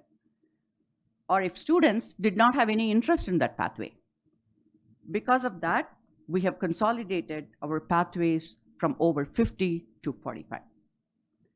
Pathways that have potential, now we have, so you can see the transitions on which pathway and which school either was retired or they were merged into other pathways under the same industry sector.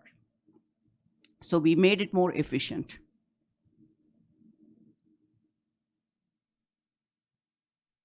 After all these transitions and consolidations, we now only have 4 pathways that have low enrollment and completion, but however, we feel that they have potential to improve. We will continue to monitor the progress of these pathways during the course of this year and next year. And at this time, I would like to introduce our Coordinator of Workforce Development, Ms. Chelsea Ramirez, to take us through the next portion of our presentation.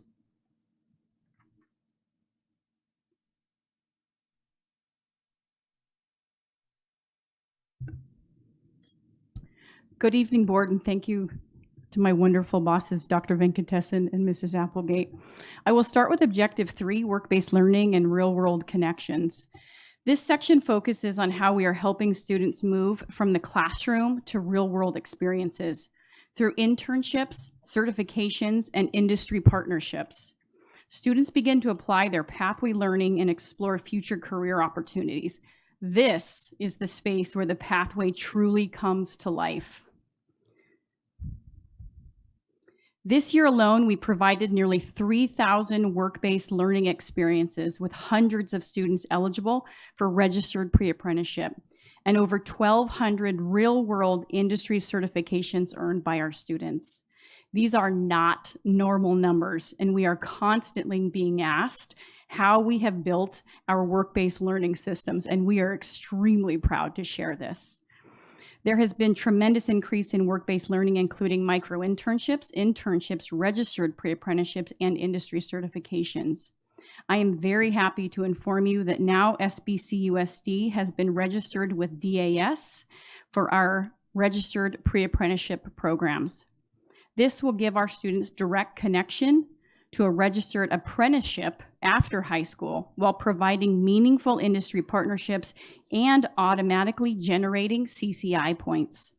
We are also excited to add EMS and public safety to registered pre-apprenticeship this year.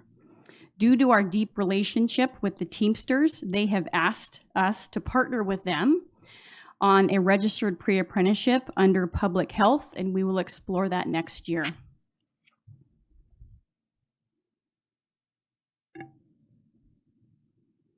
Two years ago, we approached the San Bernardino County Economic and Workforce Development Directors with a bold idea to help solve the aging workforce gap while also creating real career opportunities for our CTE students. Our students graduate with industry certifications, hundreds of hours of work-based learning, and training from industry professionals. But like many high school graduates, they were still locked out of good jobs due to minimum qualifications requiring years of prior work experience. We presented an idea to the county to look at changing this. Over the next 2 years, we brought department directors from the county and top executives from the county to see, hear, and feel what is happening in our pathways, to see and meet their potential top employees while they're still in high school. They were inspired and excited for this partnership and are blown away with our CTE facilities, the students trained in daily, and that you, our incredible board, have believed in and funded for many, many years. As a result, the county has taken a groundbreaking step, aligning CTE pathway completion with years of prior work experience. This means our students can now qualify for county jobs immediately after high school graduation. This has never existed in the state previously, and we are extremely grateful to San Bernardino County workforce and HR teams in trusting this idea and building this never-before career path with us. We are preparing for our first students to apply in June of 2026 and potentially begin a very long-term career with the county by August of 2026. 2 years ago, the door was closed. Today, that door is open, and our students are ready to walk through it. These are real careers with health and medical benefits, along with a massive opportunity for career advancement, and it's happening right here in the city and county of San Bernardino. Over the last 2 years, we have been hosting a professional development series for students called A Mile in My Shoes. And it has received really powerful feedback from both the students and the industry experts who have attended with us. Over 300 students have benefited from this opportunity, and that number is growing. This isn't just a day out of school, it's a full-on career immersion.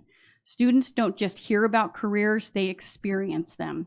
In our first event, we brought together nearly 80 aspiring lawyers and law enforcement pathway students from across our high schools and invited top executives from both San Bernardino and Riverside County law enforcement, as well as our local police chiefs and the district attorney's offices. We were very excited to have the attendance of several of our board members at this event as well. After all, if you can see it, you can be it. Our second event was hosted just 20 minutes away at Medical School, California University of Science and Medicine, CUSM. Our future physicians weren't sitting in the back row. They were in action, engaging in clinical simulations and hearing from and seeing themselves in the physicians they learned with and from that day. Our third event, as previously mentioned, was with San Bernardino County HR to get our students ready to enter local workforce. Our county partnerships matter. San Bernardino County HR didn't just present, they opened doors and showed real pathways into meaningful careers. We're not guessing what students need. We're giving them expert panels, real-world skills, and hands-on practice so they can step confidently into their future. And let's be honest, learning how to introduce yourself, interview, and own your story, that's life-changing. That's the difference maker from interviewing for a job to getting the job.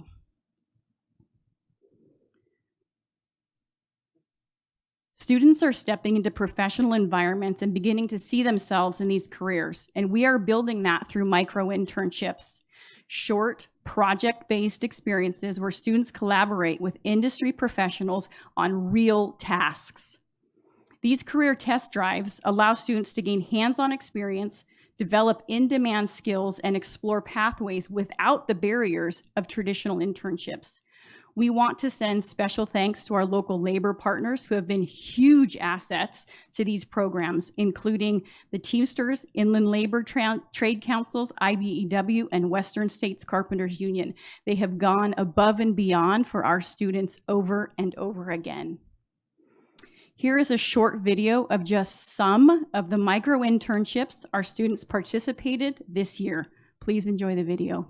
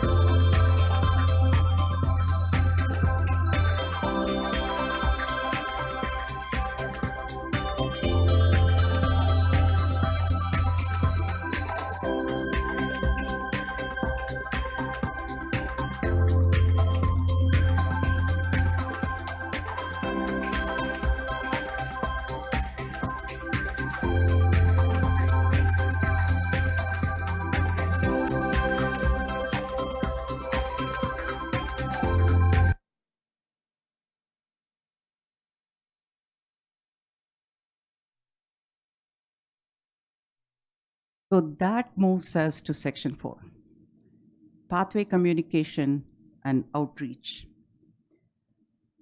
This is about ensuring that people know about CTE pathways. We have heard from several sources that our community, our parents, and our students do not know enough about our pathways. So we have put together a strategic plan on how to better communicate so that everybody knows about our pathways. Our outreach efforts are focused on expanding awareness and access to pathways across the district. While all high schools already engage with their feeder middle schools, we know students are interested in exploring the full range of pathway options available across the district. To support this, we will host a district-wide pathway showcase for all 8th graders in October with an additional session for families, community members, and industry partners. This is going to happen at Orange Show. We are trying to reserve a space for that. We are also increasing outreach through parent council meetings, district brochures, and targeted social media campaigns, including a new CTE pathway awareness video series in collaboration with our communications department. In addition, we are partnering with our Student Leadership Advisory Council, initiated by Ivorion Jones, our student board member, to gather direct student input on outreach ideas that would benefit all students.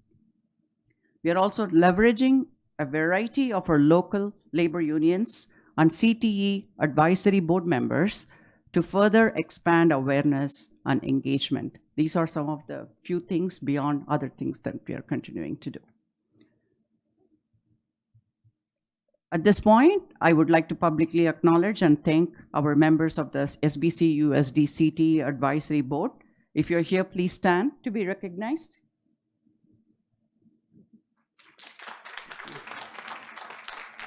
These industry partners help keep programs relevant and aligned with the workforce needs. As we conclude tonight, we are always reviewing and looking at how we get better in order to increase the successes and opportunities for our students. We are in the constant lookout on emerging and lucrative careers in the region. Can I pause you real quick? Okay, perfect. Sorry, continue. This is the last slide. One such career we want to introduce today is the field of aviation. We are bringing this to you by the request of a few board members. Two of the primary areas within the aviation industry that are commonly called upon are airline mechanics and repair, as well as airline pilots. Based upon labor statistics, 32% of pilots are expected to retire in the next 5 to 7 years. And many openings will be in and around Inland Empire region. From a CTE perspective, an aviation pathway could include drone programs, flight simulators, and partnerships with local airports to provide internships and real-world experience. While startup costs, particularly for simulators, can be significant, programs can be scaled over time. Regionally, districts are at different stages of implementation. Orange Unified has a fully developed multi-year aviation pathway with simulation, FAA-aligned coursework, and internships. Palm Springs Unified is in its early stages, focusing on career awareness through partnerships with the Air Museum. Fontana Unified School District offers an aviation-focused program using the AOPA curriculum, serving about 90 students in a 2-year course sequence. These examples are being reviewed so that when a direction is provided by the board, we can move forward in a way that is informed, strategic, scalable, and fiscally responsible, while ensuring thoughtful implementation aligned to a long-term sustainability. If the board requests additional information, we'll be happy to provide further detailed information through a Friday update. And that concludes our presentation for tonight. Awesome. Thank you so much. Thank you, thank you, thank you. Yes, please. And I'll turn it over to Mr. Tillman. Thank you very much, and thank you for your presentation. And thank you to everybody for the whole night celebration about pathways. You know, when we were doing all this, I really thought about Mike Gallo, because Mike Gallo was just on fire when he came to the district and was championing the whole pathways thing.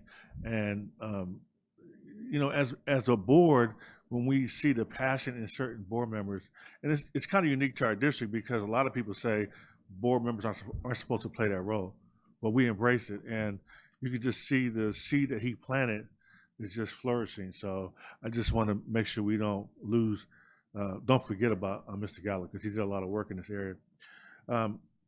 with all the talk about AI, and to me, it's just an uncertain time. And I really don't know what you tell our students about the future, because maybe I'm listening to the wrong stuff, reading the wrong, websites. But they say everything's going to be automated, and AI is going to take over everybody's job. Now I know there's a lot of talk about the electricians, because they're going to build the data centers to build the AI that's going to take our jobs. But I really think it just brings up a point that we have to be agile, because no one can truly predict their near future. So we have to keep our finger on the pulse of where the industry is and where the jobs are, and how our students are going to be able to make that money. And I really think that, and I've always felt that it's my job as a board member to make my students more competitive than the students in surrounding districts. So whatever it takes for us to do that, that's the investment we have to make. And then on the internships, you made a statement that you got this new thing with the county, 2 years. I just have to correct you, because I was a student aide at the county 46 years ago. I started working at the county in 1980 as a high school senior, and they had a student aide 1, student aide 2, and student intern positions, and it made a huge difference. Now you got to remember this, because this is important. I saw the job application in a newspaper classified ad, and it was an ad for a student aide. My dad literally cut the ad out and said, "Hey, you might want to apply for this." And I applied. I rode the bus from my house to the office on Fifth Street, applied for the job. Long story short, I got the job as a student aide. But what we don't tell enough for our students is a lot of jobs are about relationships. Me getting the opportunity to work at the county gave me the opportunity to establish relationships. So I went from that student aide to automated systems tech to automated systems analyst 1, 2, 3, into managing, multiple IT and departments. But the only interview that I had where I wasn't sure about getting the job was my first interview. All the other positions that I promoted to, I knew I had that job because I had talked to somebody before the interview, if I even had the interview. And that's the reality of it. So we need to give our kids access. I think we need to do more paid internships. But the one thing I hope we don't lose sight of is we have to make sure that the kid who's disenfranchised, doesn't know anybody, doesn't have the hookup, not related to anybody in the district, they have a chance to get that job. Yeah. Even in our district, there's too many internships that go to the kids of somebody that works in the district. We have to make sure everybody has access. That's the key. And we talk to the county, we have to tell them the same thing. We want to create positions so that the kids of the county employees can get the jobs. We know some of them are going to get the jobs, but you have to leave some positions available just to the kids who are sharp, have the potential, and want to work. And if we don't make a conscious effort to do that, you'll have a whole lot of students locked out. So I'm always going to fight for that student who is disenfranchised and is not connected to the jobs. In our district, with the level of poverty we have, there are a lot of kids living in households whose parents don't have a connection to establishments where they can help their kids make that kind of money. So I just hope all that, the experience we give them, it leads to the opportunity for success in terms of attending that job in the end. Thank you very much. Thank you. Mrs. Alexander. Thank you. First and foremost, great job. Thank you so much for the presentation, and great job to all of your staff. A lot was shared today, and I just like to connect the dots because we had a call out, I believe, from our last review, was to share with us the data. How are we doing with the schools? How are we doing with the different ethnicity groups and groups in general? And you did provide us with that data. And so I just want to say thank you. It's definitely informative, and it helps us out in terms of seeing how we're tracking. But most importantly, I like the fact that the continuous improvement, where you defined, okay, what are we doing next? And engaging with family engagement as well as our business partners. So I really appreciate that. one question that comes up in my mind is that certification piece, because it is important. And I always tell and share the story of what we do with our pathways and how we're preparing our scholars when it comes to certifications. But one thing that comes to mind is sometimes they have deadline dates. So how are we managing that with the certifications to ensure that when these scholars are receiving their certifications for those particular disciplines, that they understand if there is a deadline date, how to go about recertifying?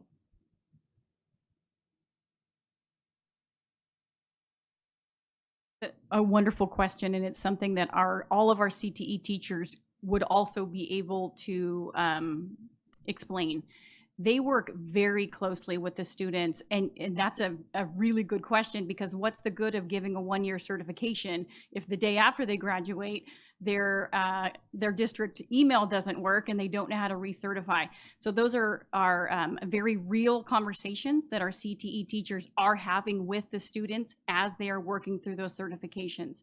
Part of the conversation is also if the 1 year or 2 year potentially certification is expiring, for the students to create and maintain a Yahoo or a Google personal email account that they will be able to check in perhaps a year from now or 2 years from now, and also to select on those certifications to be notified prior to the certification expiring.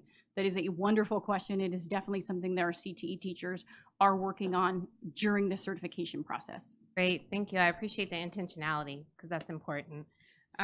The other one was in reference to the pathway alignment. I like the scalable approach, but the question that comes to mind is, what happened to those students that actually were in those programs and they invested in the certifications? And how did we address that to make sure that they were prepared for success when we retired those programs? So the reason we retired the program is we found the possibility of them being merged, and there was a curriculum overlap. Okay. We did it very strategic. So before, it was the same industry sector, and then we were having 2 different pathways. And when you really compared the curriculum, it was such a overlap. And again, previously, sometimes the students don't know which pathway what they are really going to do. It is more the exposure, that hands-on real-world experiences that matter. So the students, the teachers came together, they looked at the curriculum and say, okay, there is only 6 students here, but this is giving the same industry exposure and certifications that this pathway will be having. That is why you found that we don't have like zillions of pathways that we could merge. We were very strategic about making sure that these, and then some of them that we retired was making sure we finished that cohort of the students.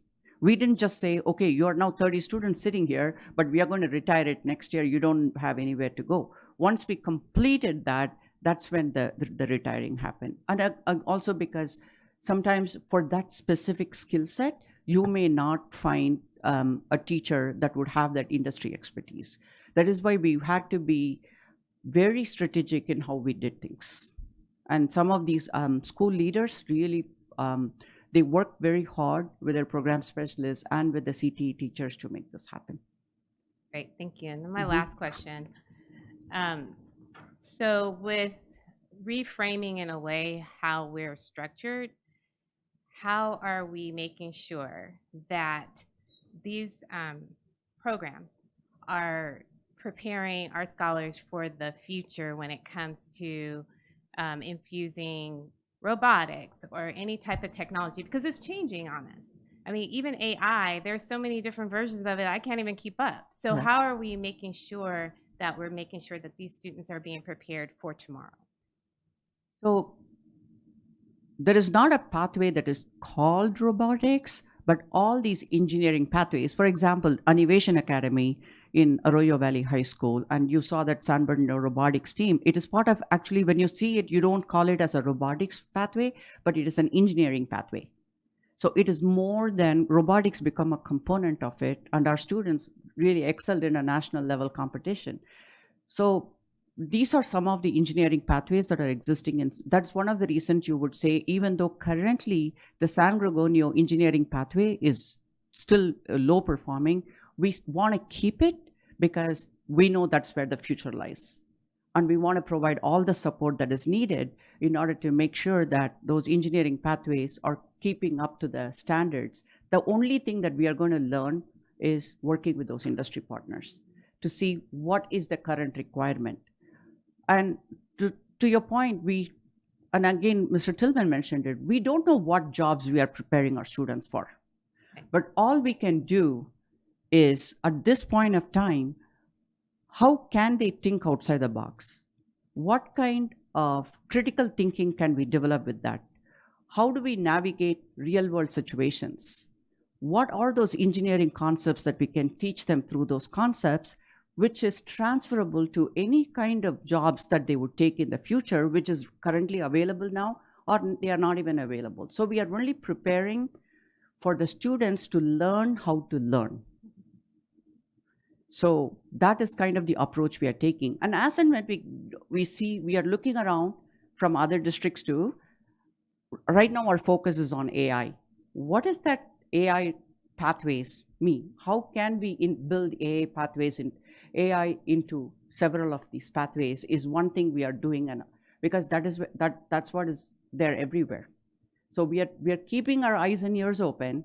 We are seeing what affluent districts are doing. We don't want our students not to have that competitive edge. That is where institutions like these linked learning alliances and all these professional institutions help us. Hey, go check that district. They're doing an amazing job. So that is how we kind of get wind of it, and then we go and walk those pathways. And you have invited us to actually one of the robotics pathways. We are interested to see that.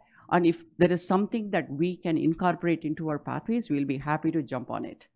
I appreciate that. I just kind of pulling on it a little bit, not just engineering, all of these pathways, there's something that we can pull on with our industry partners as it relates to robotics or technology. So I just would like to encourage to make sure that our industry partners are bringing in that information and that knowledge, because all of these pathways, regardless, there's something of the story. And I always equate it to when I started working. There was a fax machine, I think it was telefax, and now we don't even use those. And that's 30 years. Yeah. So we just want to make sure that we're keeping relevant and we're providing Correct. the students with the nutrients so they can be successful Yes. when they go into the workplace. Yeah. Thank you. Yeah. Ms. Rosales Medina. Thank you so much. First of all, thank you all for your leadership and in not giving up and pushing forward and setting the example and exceeding our expectation. I'm really excited. I know that Mike Gallo brought this forward, but then I know how important it was to also include our labor partners, many of our partners that join in, because at the end of the day, how can we recruit from within? And making sure that our students are getting into those positions, and about an opportunity. At the end of the day, it's about those opportunities that many of us, I know myself, didn't have. Family members that were in certain positions that would be able to kind of help link me or my family into those areas. And so I think our district is one of those, and our board members, as well as our superintendent and our cabinet, thank you also, because we believe that we want to provide every single student in our school district the opportunity to succeed, to the opportunity to sustain themselves and their whole family, live within our city, live within our area. I also pose this question to the city. Can you imagine if we had partners in both sections? If the city was also looking into the workforce development, if they were looking into the labor partners who are already here, and how they can, for working adults or adults that need that extra support, that they can recruit. So I just wish there was an opportunity that we can continue that. I know with the city of San Bernardino, but as of right now, I am really proud of our school district because we are definitely spearheading in the right direction. And thank you to everyone that's here as well. You all are doing amazing. I've been through, what's those where you go to different sections and different tables and just seeing the amount of work that you're all doing and at your school site. So thank you all as well. Thank you. Mr. Jones? Hello. Thank you once again. And I kind of definitely agree with Mr. Tillman about what he said when it comes to relationships. I think it's important to definitely give the students who do not have the relationships with people within the district, within the county, the opportunity. Also, I would like to ask possibly 1 to 2 questions. First, I know you listed the programs, but would you possibly be able to list those again? About the programs that you guys are adding next year, I think you said. Or did I get that wrong? We haven't said anything about adding programs yet. We Okay. were just exploring the aviation. Mhm. And again, we don't decide. It Yeah. is the board that makes the decision. Yeah. So, and I do know, Mr. Jones, that we met at ICUC meeting and you were very interested. And I know Dr. Wyatt was there about opening a teaching academy at, another teaching academy. And it has been brought to the attention of the board. So they will help us, they will provide us the direction and the charge. Okay. And the moment they say yes, we go ahead and do it. Okay. And then also, I was a former student of the San Gorgonio PLTW engineering pathway. So I would also like to ask, how can we really fix that lower performance when it comes to that? So pretty much we want to look at, we want to go and look at the curriculum. We also want to go and look at why there is not much of student interest there. Then we have to look at how can we do the outreach, whether it is the word engineering that is, scaring people away. And then we have to see how can we educate students on them, especially when they're moving from 8th, because many of the students, they do come from Rodriguez Prep, Serrano Middle School. So we have to explore why there is not a student interest. Probably they don't know, because just by the word engineering, they could be like turned off. So we have to look into that. And then our team goes and supports. How do we, first we are looking at the enrollment. How do we increase student enrollment so those students become our ambassadors to say, hey, this is a good program. That's how many of you got into different programs. This is a good program. This teacher is really doing a great job. So we have to go in and find the root cause. We know that it is low enrollment and also the completion rate is low. That is why it is in the low category. But we didn't want to do anything with that pathway. We know because it is a great potential pathway. So we had to go and explore what it is we can do so we can support them. Okay, I definitely agree with you on that, because I know for me, I had that same issue with when I was in that class. We personally had only about 15 students in there. Mhm. And then we had to kind of figure out a situation to add more students. And what I personally seen as the main issue is, like you said, that word engineering. When I would talk to a lot of the underclassmen and kind of see if they were interested in classroom, they would be like engineering, and then they would be like, that's not where I want to go. And they would just kind of hear that word and be like, I think it's a little too much for them. And I think if we kind of, me and you are kind of working on this, but I think if we kind of definitely kind of bring it more on counselors to kind of explain the pathway. Probably renaming the pathway to make it more attractive too. But we still can possibly be do the engineering concepts inside that pathway. Mm-hmm. Yeah. Okay, that's no. These are great suggestions. That's why you and I communicate a lot on the email. Thank you for all your suggestions. Thank you. Thank you.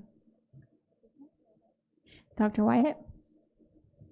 Thank you, Madam President, and you've heard it a lot tonight, but outstanding presentation. Probably even more importantly, incredible results from our students and staff. The achievement of our students that are in, our career pathways. It's wow, it's unbelievable.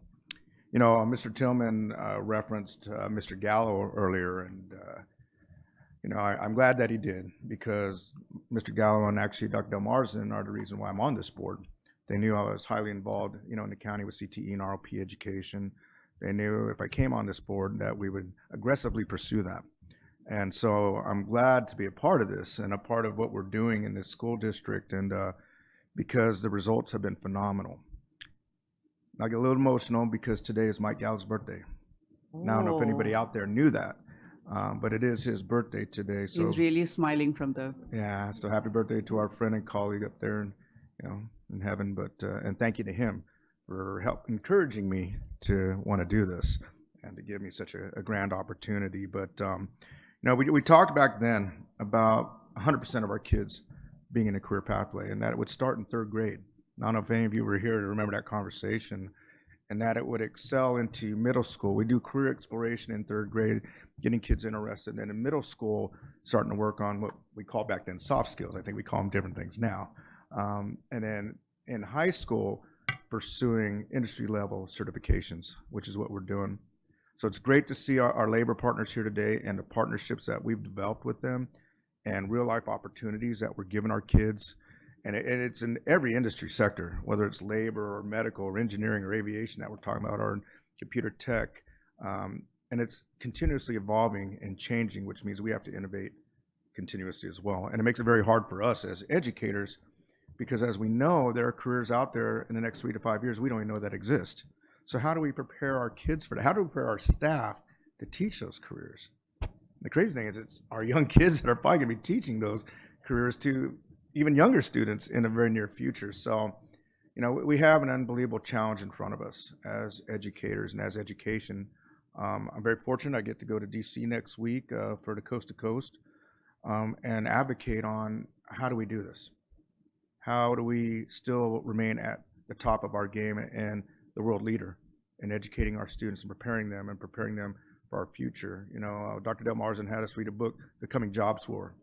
Some of you that have been here long enough have read that book and know what that's all about, the GDP and our competition on the global market and what will happen to us if we do not continue to be innovative, which means we will lose the top place. Right. And we're in that competition right now. So I applaud us as a school district for being a leader, not just in this county, not just the state, but in this nation. And we have to continue to do that. We have to continue to be that model. And we have to continue to give our full support to our programs like this. I mean, all our programs. But when you look at this achievement from our completers, 99.6 graduation rate. Gosh darn, what happened? And I don't mean this, I don't know how to point for a person didn't graduate, but something bad must happen, like an emergency or something, because that is absolutely phenomenal. And our A2G rate, our college credits, I'm just going to say it again, 100% of our kids should be on a career pathway. And I know that is our goal. I know that is our goal, and it can be achieved. But it has to be not the expectation, it has to be the standard. And we have to create that and make sure that happens as a board, as a district, and I know we can and we will if we make that a top goal. And again, great job to all of you. I am beyond blown away by these numbers. It is outstanding. Well done.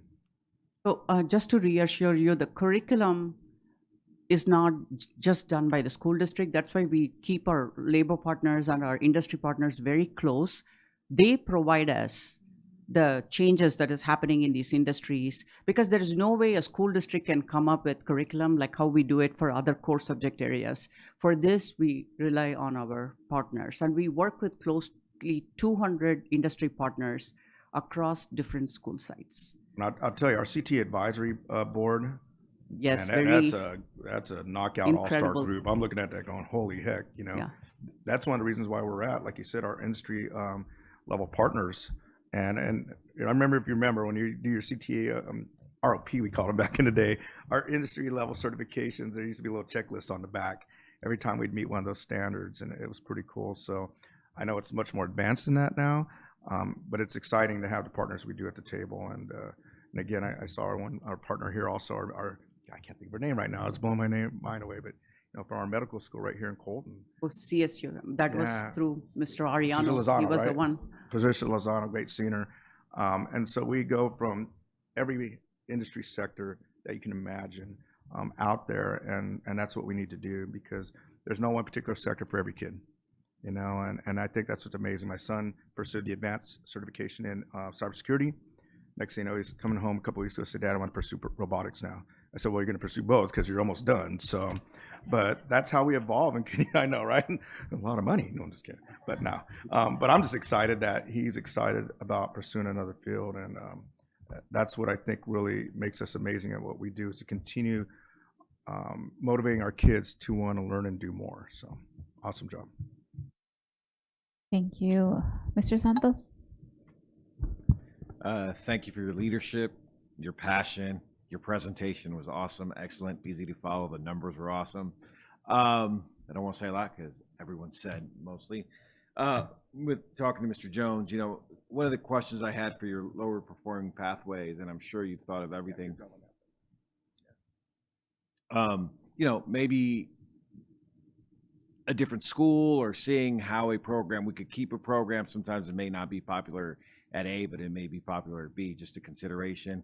And from there, ditto what Mr. Tillman said, mostly ditto what he said.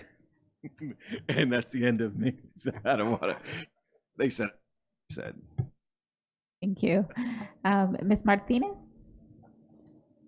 Yes, hello. I really appreciated your presentation. I learned a lot from it, and I also observed a lot.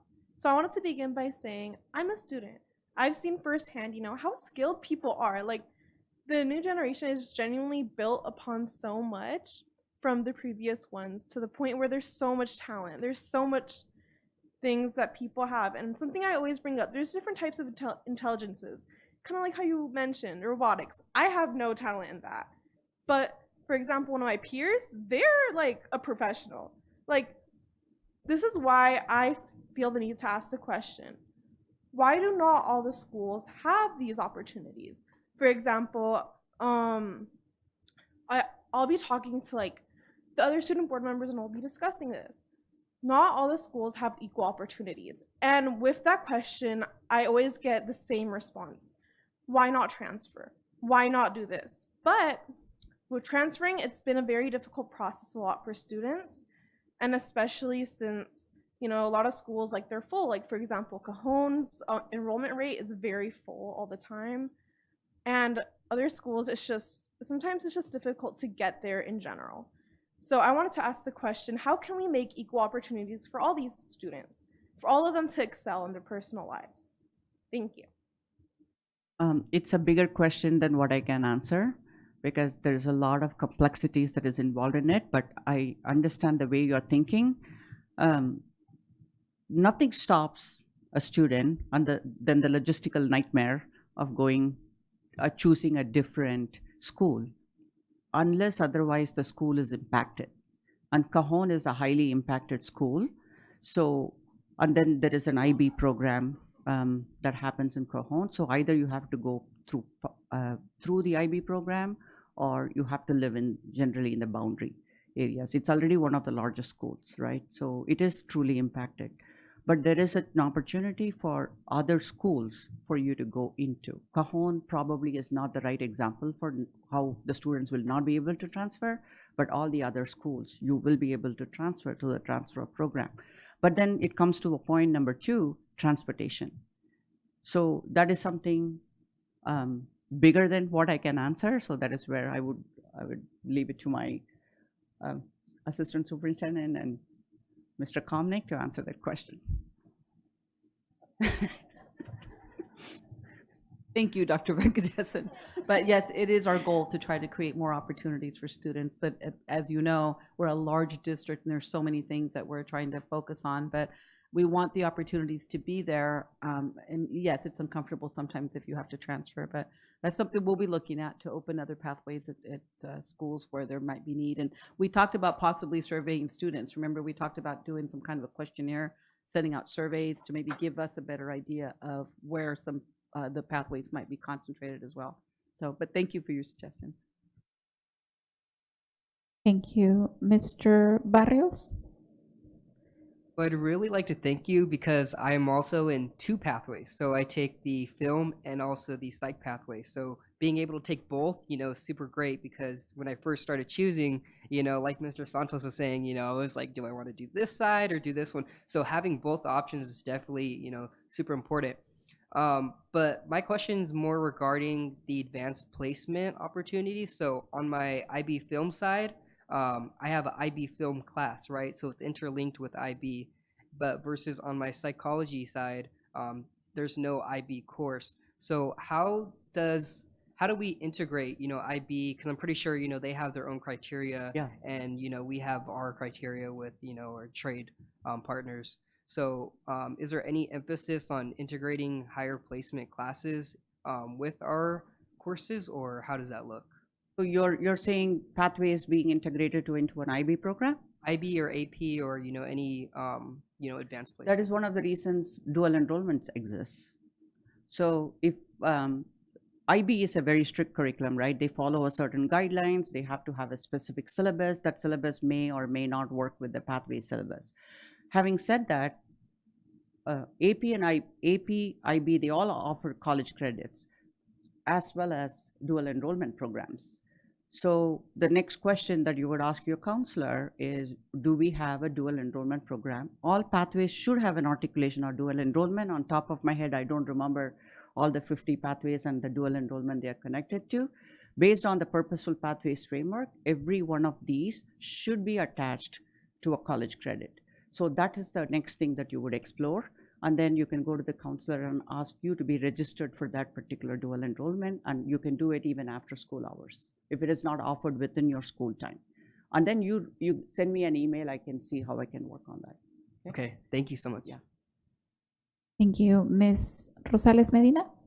How proud are we of our students? And the fact that this is the reason why we have student board members, because you're asking the right questions that we may not necessarily see or hear. And so thank you so much for speaking and really addressing some of the questions and concerns that you have.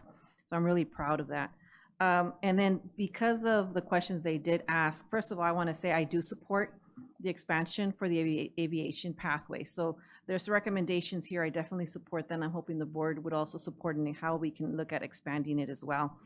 I know that it was also mentioned the Educators of Tomorrow pathway. So I think when you look at the pathways that are impacted, meaning there's a lot of students that are interested in it, a lot of students that are filled, and then at the end of the day, what benefits our school district as well. So I think the Educators of Tomorrow pathway is another one that can be expanded or looked into of how we can expand that.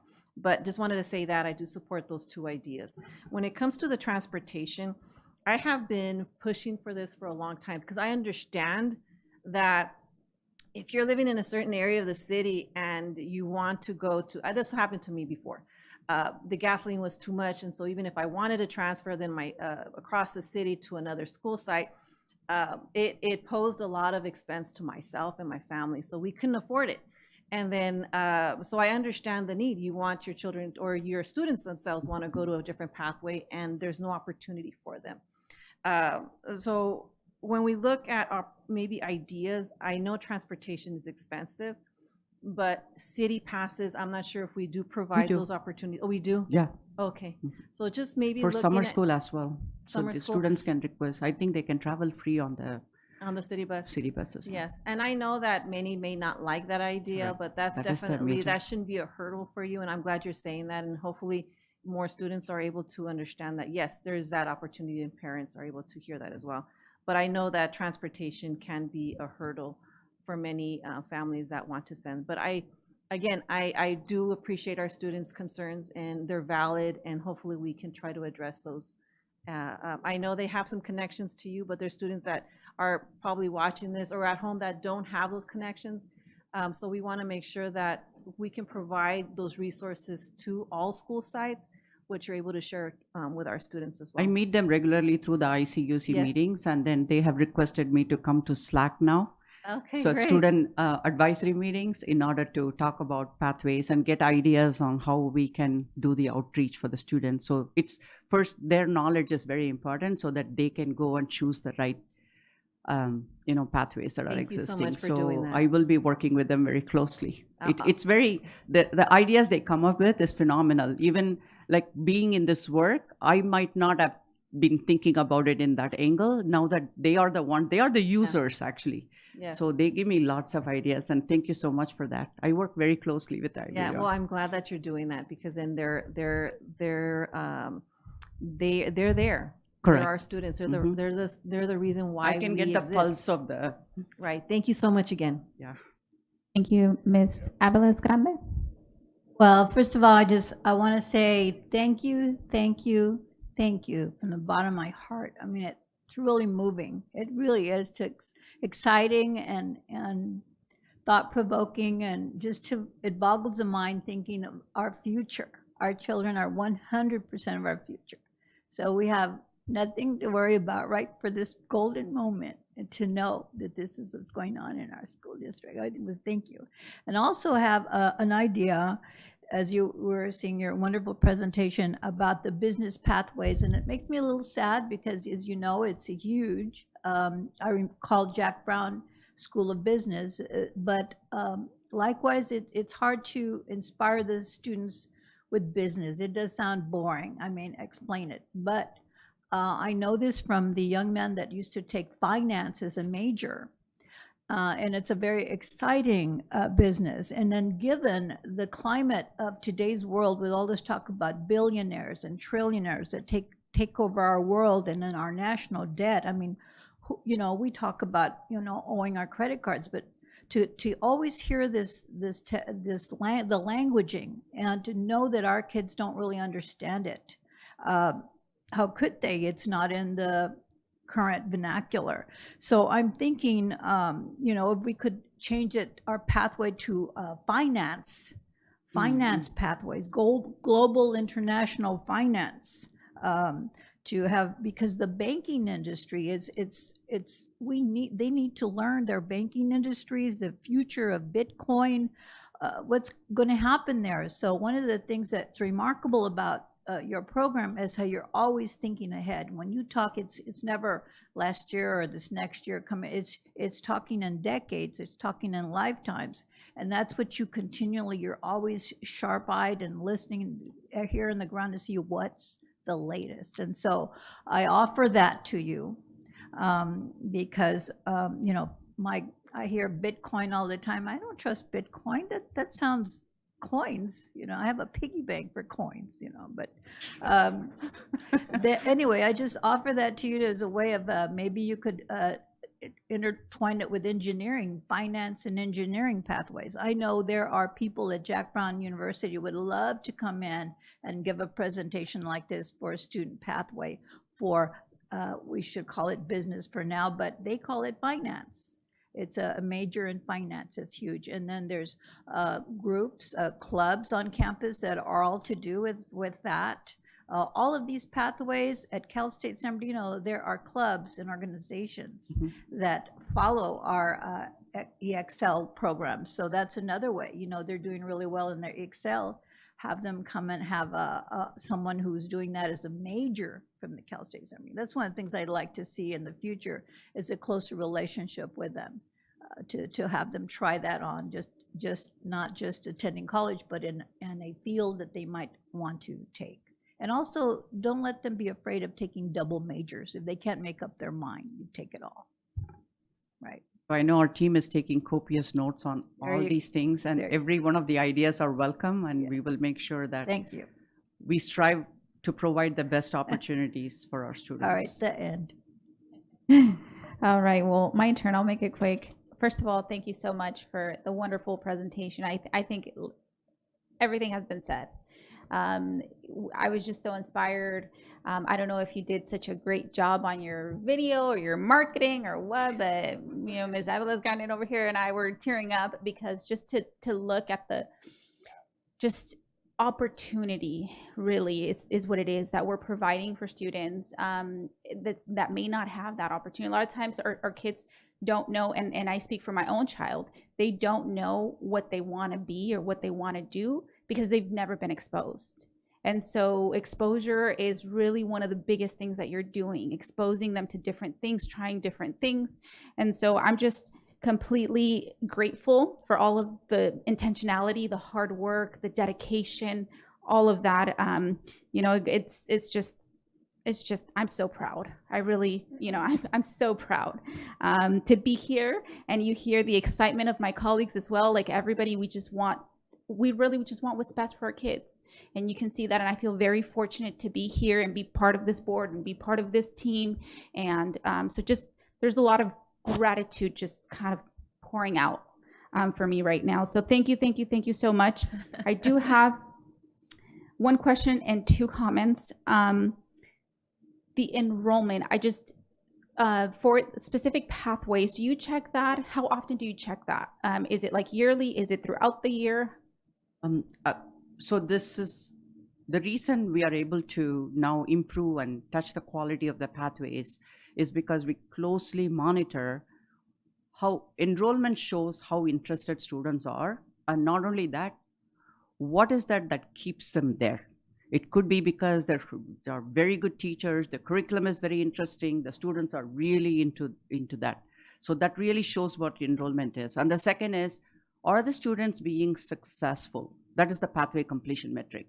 So with these two metrics, we are able to look at every single pathway on a period. So we update this, to answer your question, every semester. Okay. We see how the pathway enrollment, that is how we were able to come up with the metrics and clearly say, these are pathways that are like kicking it out of the park, right? And these are the pathways that are on the race. There are one or few elements that they need to shore up. And these are pathways that we need to really work on. So now we have that metrics that we never had before. So that is one of the reasons, like they were all over the place, but we have now have a filtering system that we have developed just for San Bernardino City Unified School District. This is not something that is applicable in others. So our team, we came together to create that, which is mathematically also very equitable across. So making sure that we created that metric system and we looked at it through that lens. And when you look at this information or this data, at each semester, are you doing it at the start of the semester? Are you doing it at the end of the semester? The reason why I'm asking that particular question is because the follow-up question to that is, how do you intervene or how do you support the school? At what point do you support the school? What does supporting the school look like? So every month we have meetings with program specialists. And again, they have been tremendously helpful for us. So we have one dedicated program specialist for the pathways at each one of the high schools. So we meet with them and our team goes and shows the data and shares the data with them.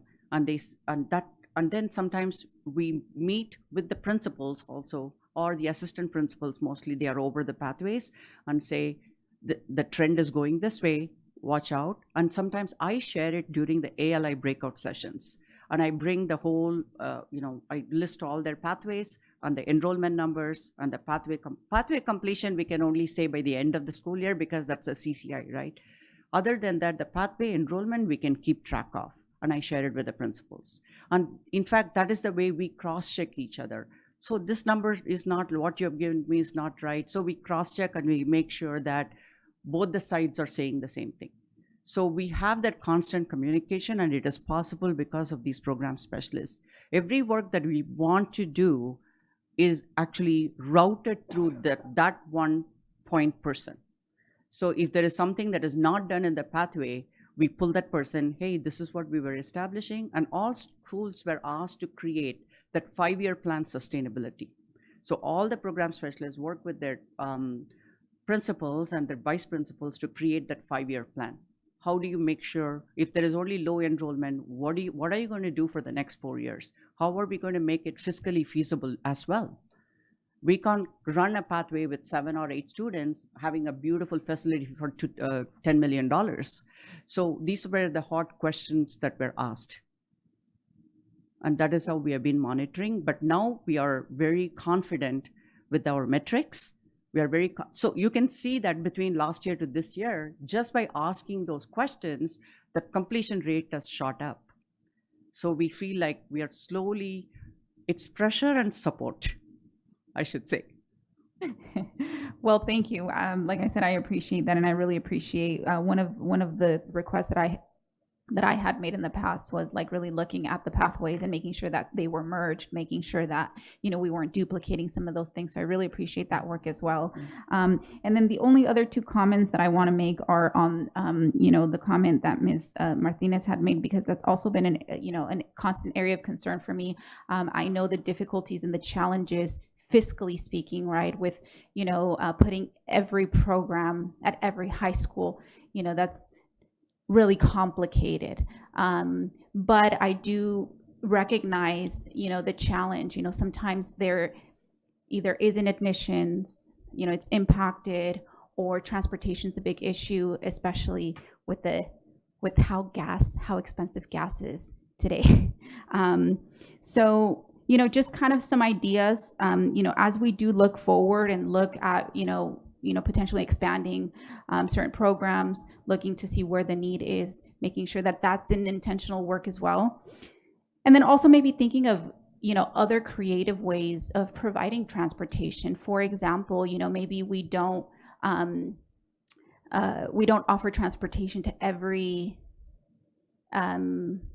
bus route like we do with our regular traditional, but maybe we can do something like, students, there's like a bus from one high school to like every high school, maybe partners, with one additional high school, that expands even a little bit. It expands opportunity to where, the student goes to their home school, but then gets picked up by the bus and then taken to that alternative school. And maybe we can do that with, 2 high schools here that they're partnering, and maybe another 2 high schools here, across the district, to create that access. So, just some ideas, some things to consider. Like I said, the point is just to continue to support and expand, thinking outside of the box a little bit. But other than that, thank you so much. Sure. You brought up a good point. But have we thought about doing virtual access? Like, for instance, if a kid's at a school, but they want to take the class, can we find ways to, and I know I'm not trying to get in trouble with teachers. I mean, we can spend the money to make it happen, where maybe we'll have an extra employee that can help facilitate that pathway, but the student doesn't have to leave their site to participate.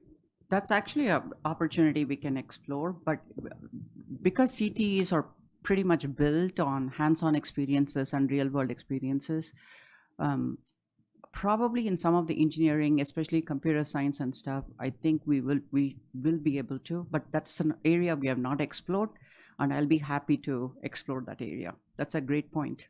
Thank you. Like I said, thank you so much. We appreciate all of your time and your patience and everything else. And thank you again, board, for your incredible support. I'm truly honored to lead this program and secondary education, and they are my rock stars. Without them, it's not possible. And my boss, thank you, Anna, for all the support you give, and Mr. Ariano for all the support. I have an incredible team. Without them, we go together, we come together. Thank you.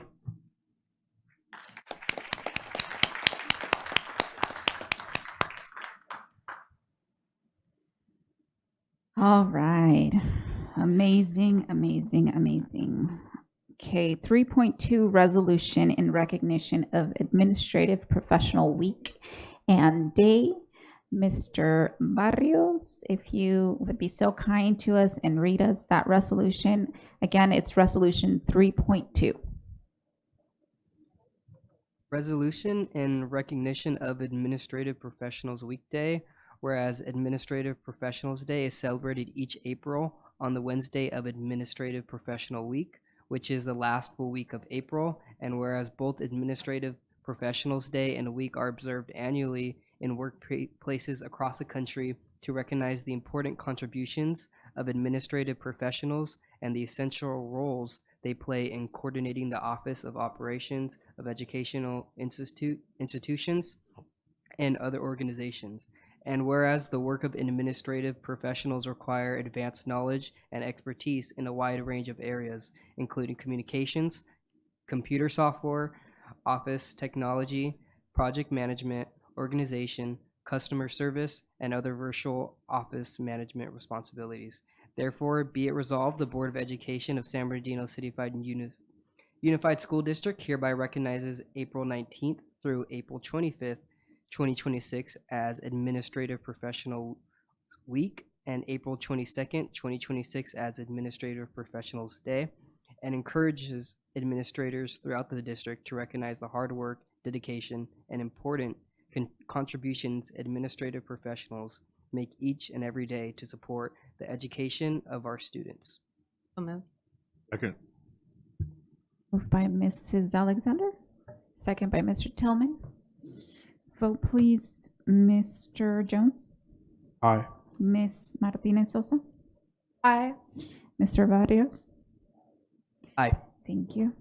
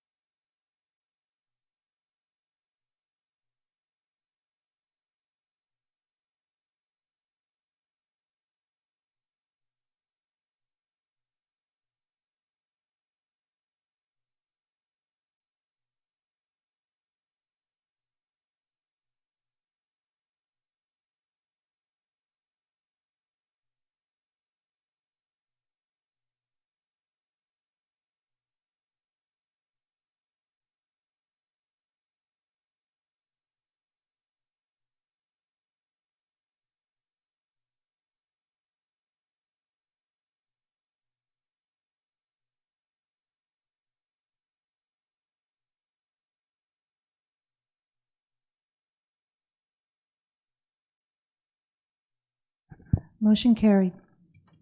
Thank you. 3.3 resolution in recognition of California Adult Education Week. Can I have Ms. Martinez Sosa read that for us, please? Resolution in recognition of California Adult Education Week. Whereas adult education in California goes back to more than 165 years, beginning with the first recorded adult school sponsored by San Francisco Board of Education in 1856. And whereas adult education provides educational opportunities, instructional programs, and services to equip adults with knowledge and skills necessary to participate as citizens, workers, parents, and community workers and members, ensuring that they have the education and skills to exceed in a competitive economy. Whereas the district's Inland Career Center, Education Center, formerly the San Bernardino Adult School, has served the community for more than 100 years with a core mission to provide a bridge to post-secondary education and the labor market through the delivery of quality education, whereas the Inland Career Education Center, known as the ICEC, provides educational support for the programs such as high school diplomas, GED preparation, English as a second language, and citizenship preparation, as well as popular vocational and career technical education courses. Therefore, be it resolved, the Board of Education of the San Bernardino City Unified School District joins the California Council for Adult Education, the ICEC, and other adult schools throughout California in recognizing April 20th through April 24th, 2026 as California Adult Education Week, and recognizing the valuable role that adults in education plays in promoting lifelong learning and improving the economic opportunities for our entire community. Approved resolution.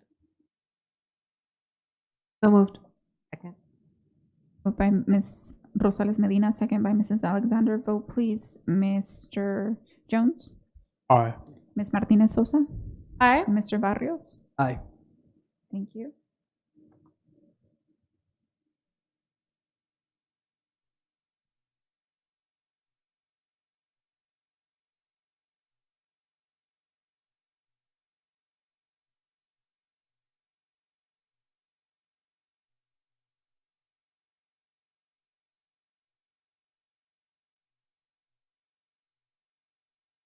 Motion carries.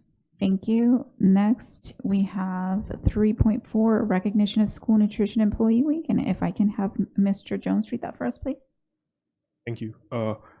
Recognition of School Nutrition Employee Week. Whereas April 27th through May 1st, 2026 is School Nutrition Employee Weekend, and May 1st, 2026 is School Lunch Hero Day. Whereas nutritious meals at schools are an essential part of every student's school day, and whereas the staff of Nutrition Services Department are committed to providing healthy, nutritious meals to the district children, and whereas the individuals who prepare and serve school meals help nurture our children through their daily interaction and support, whereas school nutrition employees are the unsung heroes of education who make sure students have full stomachs and have the fuel they need to concentrate on learning during the school day.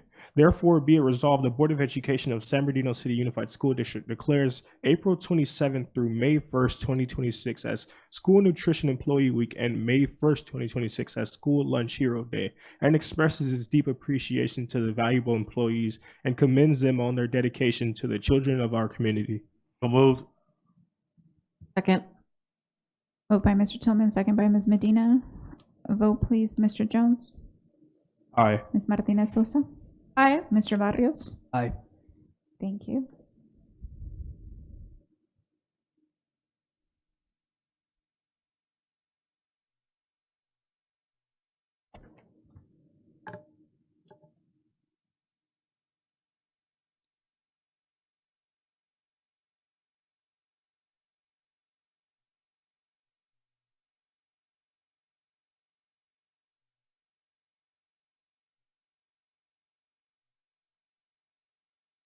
It looks like motion passed.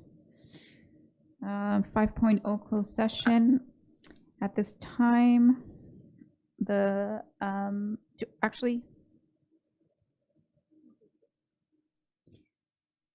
yes, we do have a closed session comment. You're right. Thank you.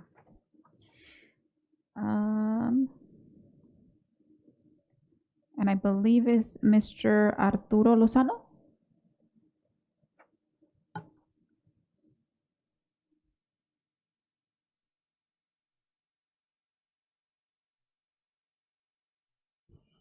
Good afternoon. Good afternoon. I'm here basically representing myself and just to letting you guys know that I've worked for the district for 26 years, and I'm now, to be honest, the last 4 years have been difficult ever since these supervisors came in, and I know the exhibits show things that did not happen, that defame me. Like the first exhibit says that I had said something to a student, which I didn't. The student basically threatened me, saying that he was going to have his father show up to the school and beat me up, which I then asked him to leave the school because he threatened me. And then later on, I found out that his father was the coach of a football team and his mother is a math teacher at the school, which kind of made me feel like I was blackballed, excuse my language, to look like I was the one that was the aggressor, but I wasn't the aggressor. I was just telling him to leave campus because he had threatened me and told me that he was going to basically have his father show up to the school and do something to me. And I felt threatened. So then I basically asked him to leave the school. If you look at the cameras, you can see he literally takes his backpack off, throws his backpack down, and raises his fist while I stand there in shock, wondering what's going on. And a lot of the other things also I feel are defaming. And one of the main things that kind of like didn't make sense was that Mr. Chavez kind of violated my personal health information by making me go to a doctor for something that even the doctor said I don't have that issue. And literally, like, everybody looks at me in the district like if I have a problem, but I don't. It's something that occurred back in 2006 when I was working at AutoZone. I was robbed with an AK-47 while working, and people think that I have some sort of illness, but it's not that. It's just I've worked past that to the point where I feel like it doesn't faze me anymore.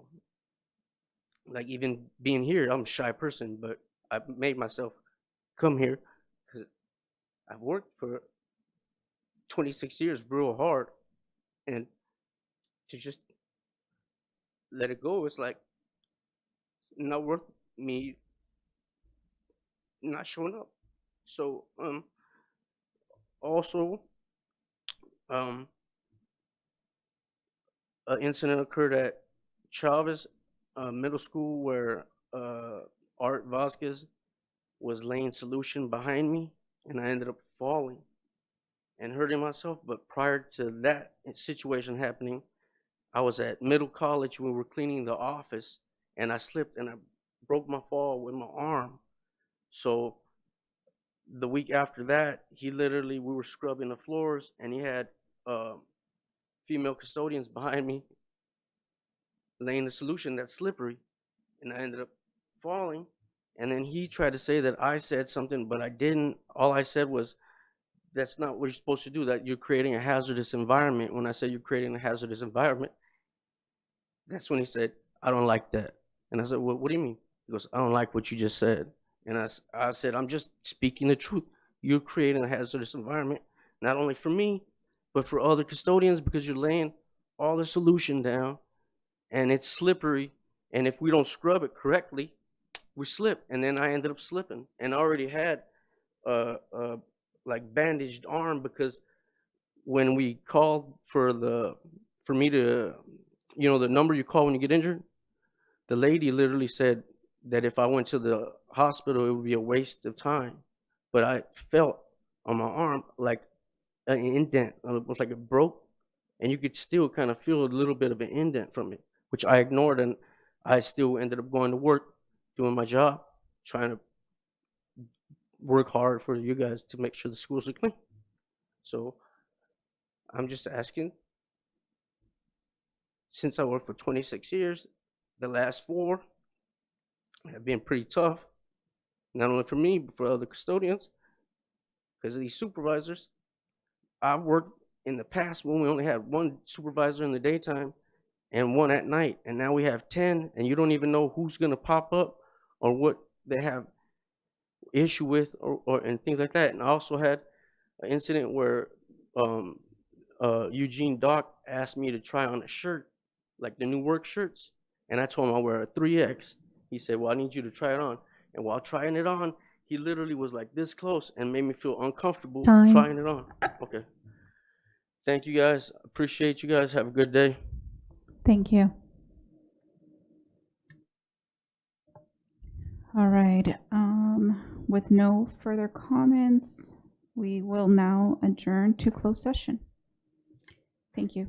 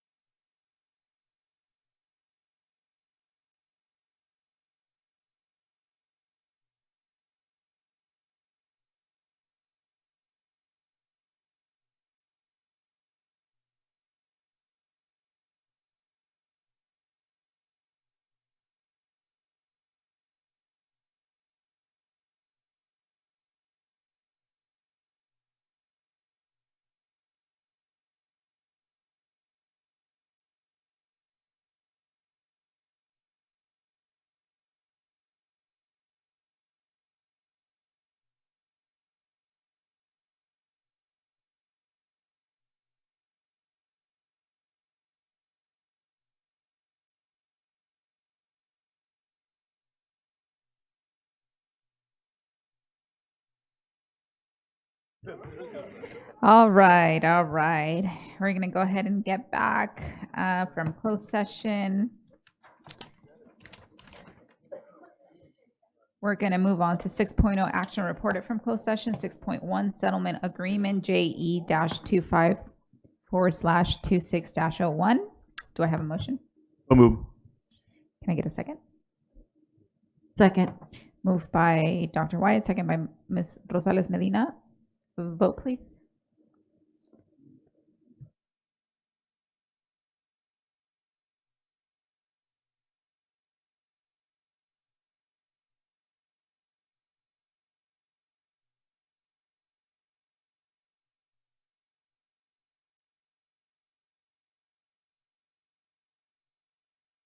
Motion carries. Thank you. 6.2 HR-clash-25-26-01 Can I get a motion? So move. Second. Moved by Dr. Wyatt, second by Mrs. Alexander. Vote, please.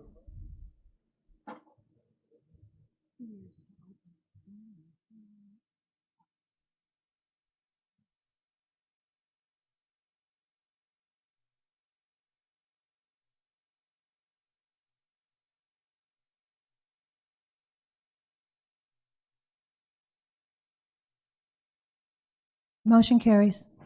6.3 HR-CERT-25-26-15 Can I get a motion? So move. Can I get a second? Moved by Dr. Wyatt, second by Mr. Santos. Vote, please.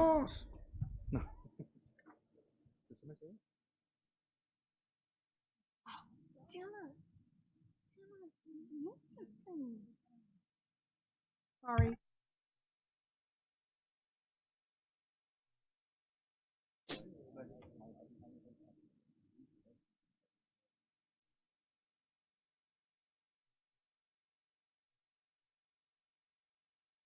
Motion carries. 6.4 approval of the visual performing arts VAPA TK through 12 director job description. Can I get a motion? Second. Moved by Dr. Wyatt, second by Mr. Santos. Vote, please.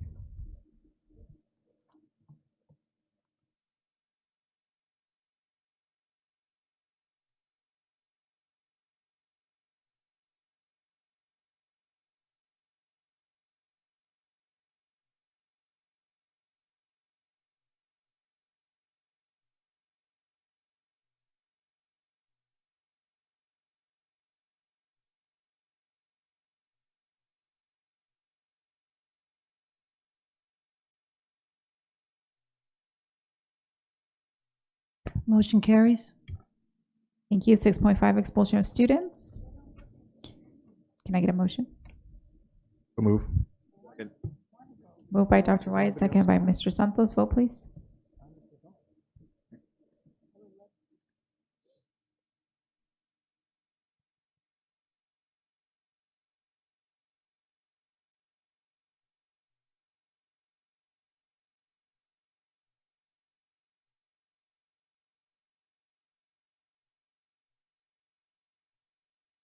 Motion carries.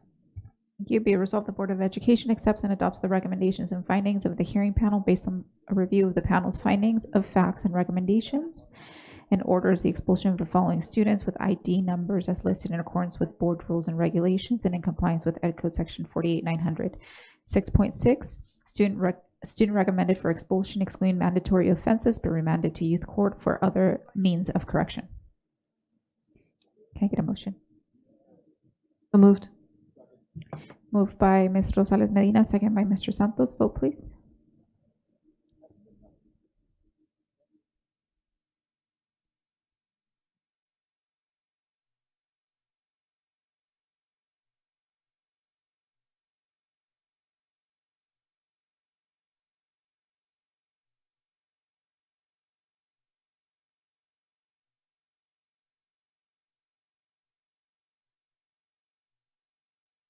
Motion carries.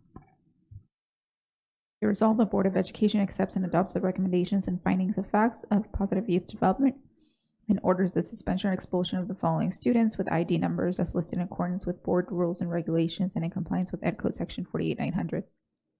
6.7, other closed session action. There is none at this time. 7.0, student board members. Did they leave? We apologize. I know I got kind of late. 8.0, board discussion. 8.1, Time for Change Foundation's annual awards gala. The board will discuss and potentially approve a possible sponsorship for the Time for Change Foundation's 24th annual awards gala on April 24th, 2026. I'll open it up for discussion.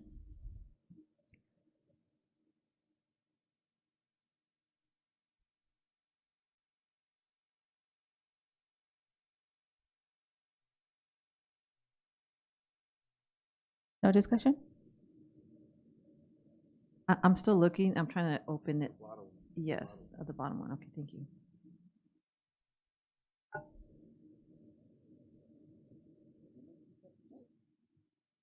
Do they do something in the district, Time for Change? No, they don't. I don't think so. Let me look at their application really quickly. I know that they support in different ways, but I think that would be more like towards the city support, not necessarily our school district. Mrs. Alexander? I would like to say that Time for Change does help families. So it helps formerly incarcerated women and their children. And I think the write-up did reference that this is to go and help the unhoused. I can't open up in my computer because I'm stuck. But there was a write-up about that. So it's not just city. More of an indirect. Were those all your comments, Mrs. Alexander? I was just explaining Time for Change. Okay, Ms. Grande? Ms. Aviles Grande?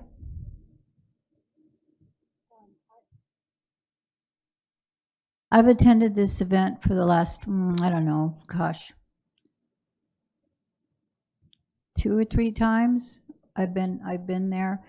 She also, or Time for Change, also they've had an event downtown in San Bernardino, I think one year when Felicia was recognized and she wasn't able to make it, and they sent me instead to accept her award from there. Was that over at the at that building? I think that might have been a different one. Was that a different event? Okay. I'm Well, actually getting recognized at this event. Oh, you are? Yes. Oh, gosh. Well, that's recognition that we need. We can always use that. So, no, I plan to attend. I've been a fan of Kim Carter for, gosh, years. She started out, I think, when I was still at Cal State San Bernardino, and she was the only one that saw women in San Bernardino that came out and had lost their children and had been in foster care, so she helped them Recommended regain. amount? So yes, I think last year we did 5,000. Oh, they have never been, this would be the first time. So, Really? yeah, in their application, this would not. No, they Didn't we haven't. go to the event though? I remember. But we can purchase maybe seats and to support because Ms. Alexander is being recognized. We could do that versus, or a table, purchase a table or purchase a, instead of. So how because- much are the tickets then? We said 5 tickets. Is it- Could say 5 tickets. Well, $5,000 is 5 dinner seats and a quarter-page ad. And how much are the tickets? I'm sure they're a lot less. Do we know for a fact? Do we know? 150? 200? 150? 200, I think that's what I'm hearing. That's fine. That's what I would like to. I'd feel more comfortable knowing how much the tickets are first. Yes, yeah. I heard they're 200 each. 100? That's what I'm hearing. But if that's the case, then we can definitely support maybe for those that want to join in. I 5 think that tickets. would be Yeah. good. We could find 5 people to go, right? So And you I'm sorry, recommend are you making a motion? of $1,000? I'm a little confused. Are you making Are you making a motion, or Oh, we're okay, just having I discussion? will make a motion. Okay. Ta-da! I'm here. I make a motion that we purchase 5 tickets. $1,000? Amount of $1,000, okay. Yes. I'd second. Okay, is there any other discussion? So I had Mrs. Alexander's light. It was yours. Okay, and Ms. Medina? Okay, no other discussion?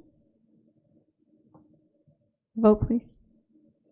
Clarification, it's the $5,000 sponsorship that has No, 5 tickets, or just 5 tickets? $1,000. $1,000, thank you.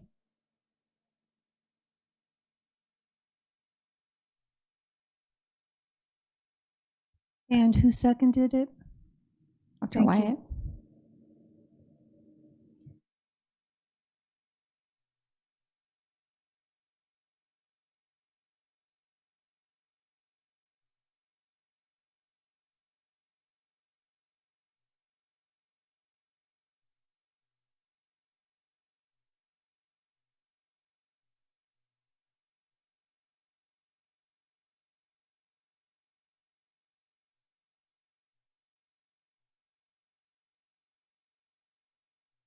Motion carries.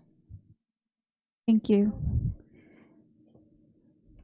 Be it resolved, the Board of Education approves the sponsorship, approves the purchase of 5 tickets for Time for Change Foundation for a total amount of $1,000. 9.0 action item 9.1 personnel report. As presented. So moved. Second. Moved by Mr. Tillman, second by Mr. Santos. Vote, please.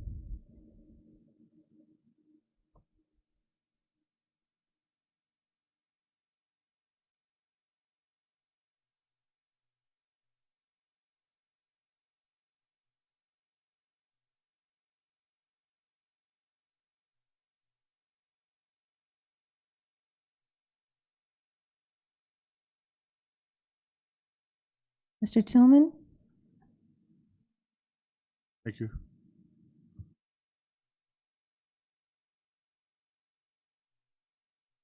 Motion carries. Thank you. 9.2 resolution for allowance of emergency conditions, August 2025 and February 2026. So move. Second. Moved by Dr. Wyatt, second by Mr. Tillman. Vote, please.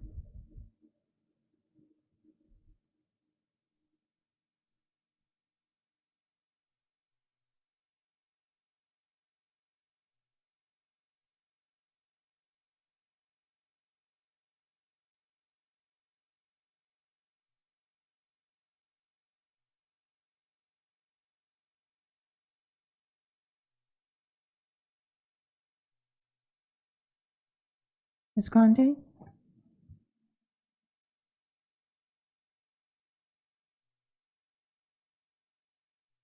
Motion carries. U 9.3 agreement between Department of Forestry and Fire Protection, CAL FIRE, and San Bernardino City Unified School District related to CAL FIRE Inflation Reduction Act grant for Parkside Elementary School in the amount of 1.5 million. Do I have a motion? So moved.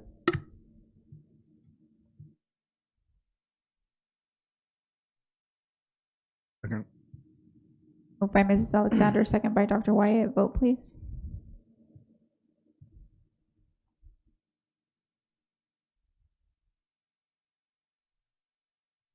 I got logged out, but I'm an aye.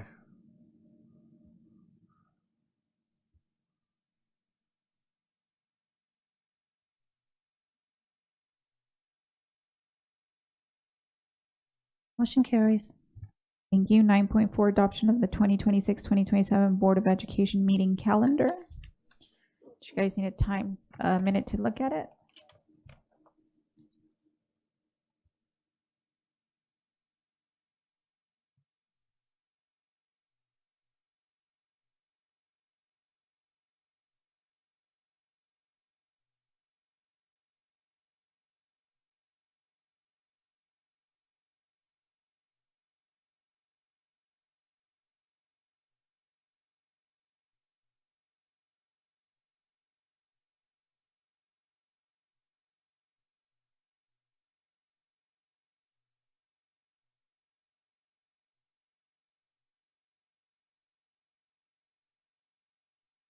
there a reason why we didn't have a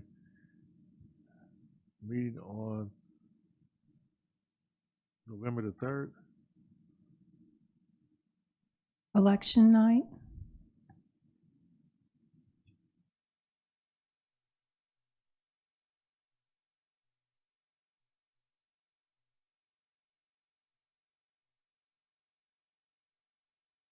How about December the 1st? Everybody's usually at CSBA.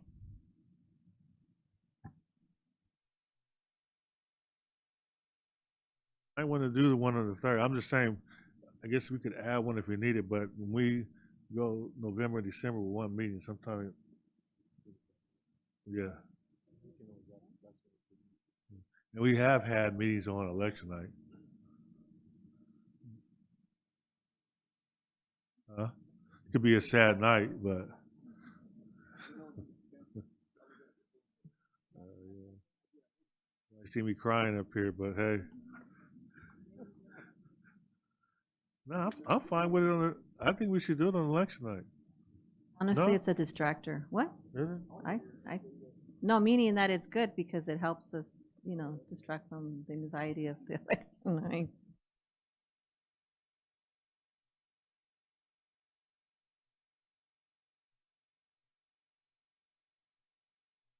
I mean, if the,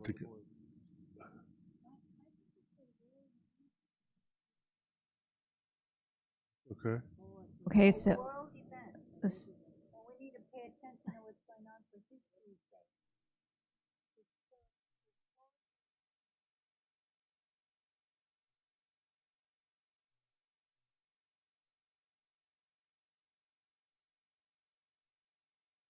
do we have some support? If we don't have support for a meeting, I would just say to the superintendent, if it's looking like we need it, you need to bring it to us so we can add a meeting. Because I just know by having just one meeting in each of those months, it can cause problems.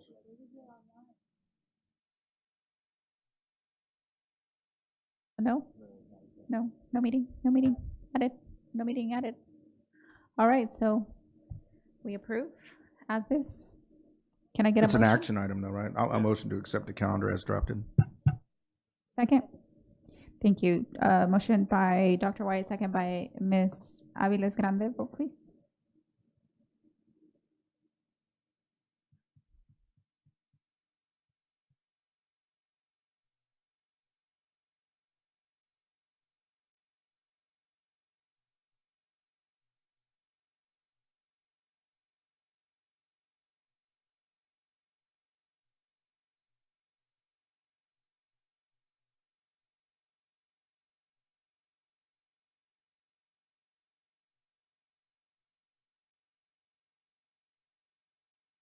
Motion carries.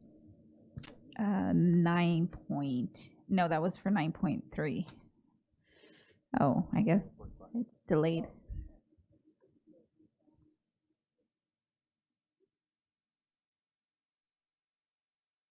Mr. Tillman?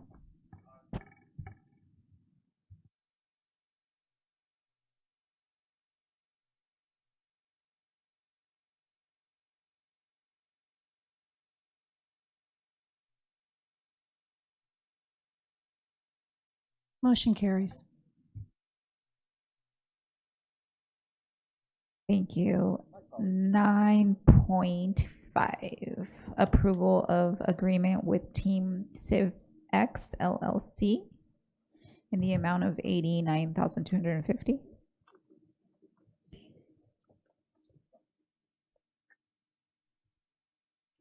Mrs. Alexander? Just had clarification, and it's just more of a point of reference. We can't always do this. I just want to make sure that we emphasize local to try to support businesses that are local. That's it. I just noticed that they're not. But when we can encourage that procurement process, I would like to see if we can do that as much as possible. Thank you. Can I get a motion?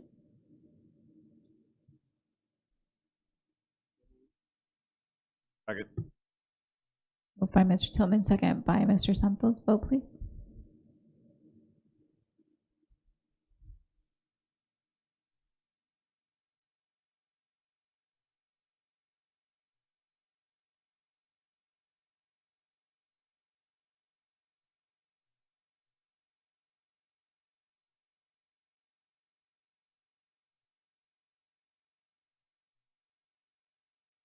Ms. Rosales? I can't, I'm logged off, but I'm able to look through the district website for the agenda. Aye.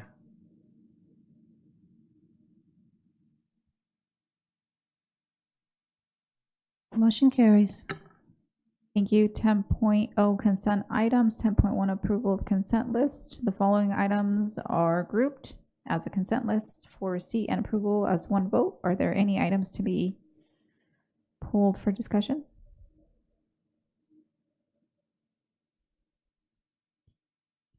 Can I have a motion? So moved. Can I get a second? Second.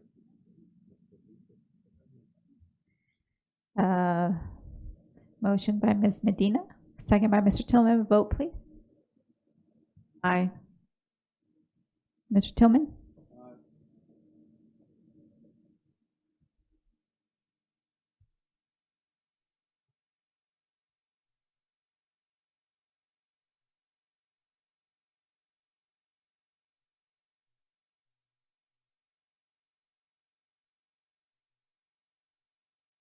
Mrs. Alexander?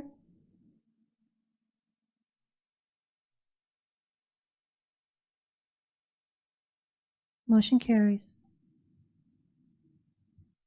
Thank you. 11.0 reports and comments by union organizations. 11.1 San Bernardino Teachers Association. No report. 11.2 California Employees Association. No report. 11.3 Communication Workers of America. No report. 11.4 San Marino School Police Officers Association. And no report. Thank you. 12.0 reports and comments. 12.1 board members. Can I take volunteers? Ms. Aviles Grande. I just want to say how exciting it was to go and visit the I Am Gifted Foundation's event out there in Rancho Cucamonga. Alexander Madison offered a great one-on-one with me and my husband and his beautiful family and his auntie. And he's there with the Equity Mental Health and Therapy Foundation that's his own personal foundation. And it makes you proud to see how caring he is. He really is truly the most loving individual that you can imagine in that position. And then I am getting ready to go to San Antonio for us all to be represented at the NSBA. I'm excited for that. It's a little bit of a trip, so my daughter and my son-in-law, my new son-in-law, are going with us. And I promised to give them plenty of time alone in the room because I'm going to be really busy. And they feel better knowing that they're there to take care of me. So it's going to really work out well. And I'll come home with turquoise, and I'm looking for a pair of black patent leather cowboy boots. So we shall see what we shall see.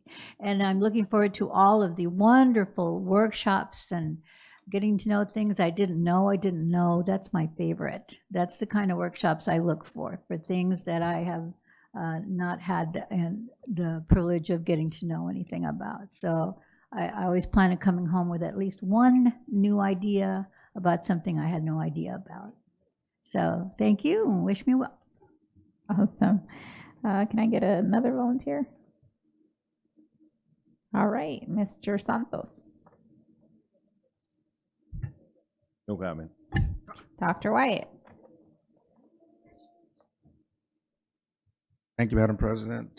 Now, just again, congratulations to our CTE team and the presentation they did tonight. I was just beyond impressed with the results that our students are achieving and accomplishing, those that are in pathways. And I want to encourage all students to get involved in a career pathway. And then for me, pretty short today, like I said, it was Mike Gallo's birthday, so I think that was nice. We get to honor him today and talk a little bit about him, so we don't ever want to forget those that came before us and help pave the work that we're doing and continue to do. And just congratulations to San Bernardino Valley College. They had their 100th anniversary gala, and let me tell you, that was an amazing event. Really was an amazing event. And so, job well done to them. And our partnership with them is strong, and I love seeing our kids attend there. My son goes there, and he loves going to that college. So, congratulations to them. And that's my comments. Thank you. Thank you, Mr. Tillman. Ms. Medina, Rosales Medina. Mrs. Alexander. I know that first of all, congratulations to all of our linked learning programs that received the Golden Seal. That was awesome. And congratulations to Superintendent Ariano on your award from, oh my gosh, I'm having a brain freeze. Mosaic, your Mosaic Award. You're welcome. The aviation pathway feasibility report, this is really good. I just would like to know, are they looking for more information, or are we going ahead and recommending as a board to consider this pathway? Because I wasn't too clear about that. So if we could get clarity on the Friday update on what the ask is, that would be great. That's it. Awesome, thank you. And just very quickly, I just want to request an update on the Friday update regarding the concerns that were brought up by CSEA. CSEA. That's pretty much it. Mr. Arellano. Thank you, President Ceballos and board. I too want to thank our Educational Services Department for an outstanding presentation today, and results are all going in the right direction, and we all should be very proud of the work that our team puts forth. So Anna, thank you, and please extend our thanks to your team. So I do have a few announcements and celebrations to share with all of you in the community. Coming up on April 24th, many of us will be attending the celebration at the Disney Hotel, where the California Department of Education will honor all of the schools in California that earned California Distinguished School, schools that earned the Dual Enrollment Exemplary Award, and the schools that earned the Green Ribbon School. And fortunately for us, we have 4 schools in the Distinguished Schools section. I know we've been celebrating that for a couple weeks. We have 1 high school, Pacific, for the dual enrollment, and we have Norton Elementary School receiving Green Ribbon School status. So we will be there on that. Actually, it's an all-day event and dinner in the evening. So we'll be a proud superintendent and proud staff being. I know Anna and Tasha and a few other people are going. So congratulations to all the schools and bringing great distinction and shine to the district. Next slide.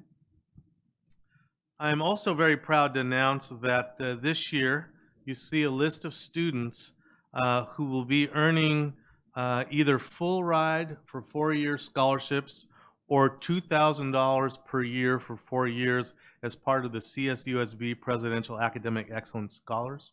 Unfortunately, the list they provided me didn't share which ones get which, so I'll bring that back to the board. I'll put it in the Friday update, but it's just amazing that we have kids right here in San Bernardino who have been selected by Cal State San Bernardino President Tomas Morales to earn these scholarships. So congratulations to all the kids that are on the list, to their parents, and to all the teachers and principals and vice principals and staff, support staff that poured into our kids. So very proud of everybody. Next slide. I want to thank the Riverside Art Museum for the invitation to tour the Cheech Marin Museum of Chicana Culture and Art. It was an amazing tour. I had not had a chance to be there. So amazing work of art. If you haven't had a chance to go through there, I recommend everyone go. There's a lot of artists from San Bernardino's. Their art is represented. I had no idea. And so, you know, lots to be proud of. And I just want to thank the Riverside Art Museum because they also reached out because they want to do collaboration. So I have hooked them up with Scott Nelson, our current coordinator of VAPA, where we will be coordinating not only field trips, but also collaborative experiences where the museum will come and teach kids different pieces of art and artwork and art history. So I want to thank them for including us in San Bernardino as part of the Riverside effort of Arts and Museums. So thank you for that. Next slide. As I mentioned to you last time we were together, I had organized a series of events that we called the Superintendent Spritz, Springtime Spritz. And the purpose of these meetings was to invite all of the people behind the scenes and let them see all the accomplishments that this district, based on their efforts, have helped us reach these last couple of years. And so we had, as you see, over almost 200 people in those 2 events come and hear all the achievements that the school district has accomplished. And I made it very clear. I said, if you're asking yourself, does my work matter? I said, the proof is in the pudding. The answer should be yes. And so it was a good opportunity to thank all of those folks at the district office, secretaries that don't get the limelight or the FaceTime with us ordinarily, and so it was well received. I want to thank Mary Ellen and Mr. Santos for coming to the last event. I really appreciate that.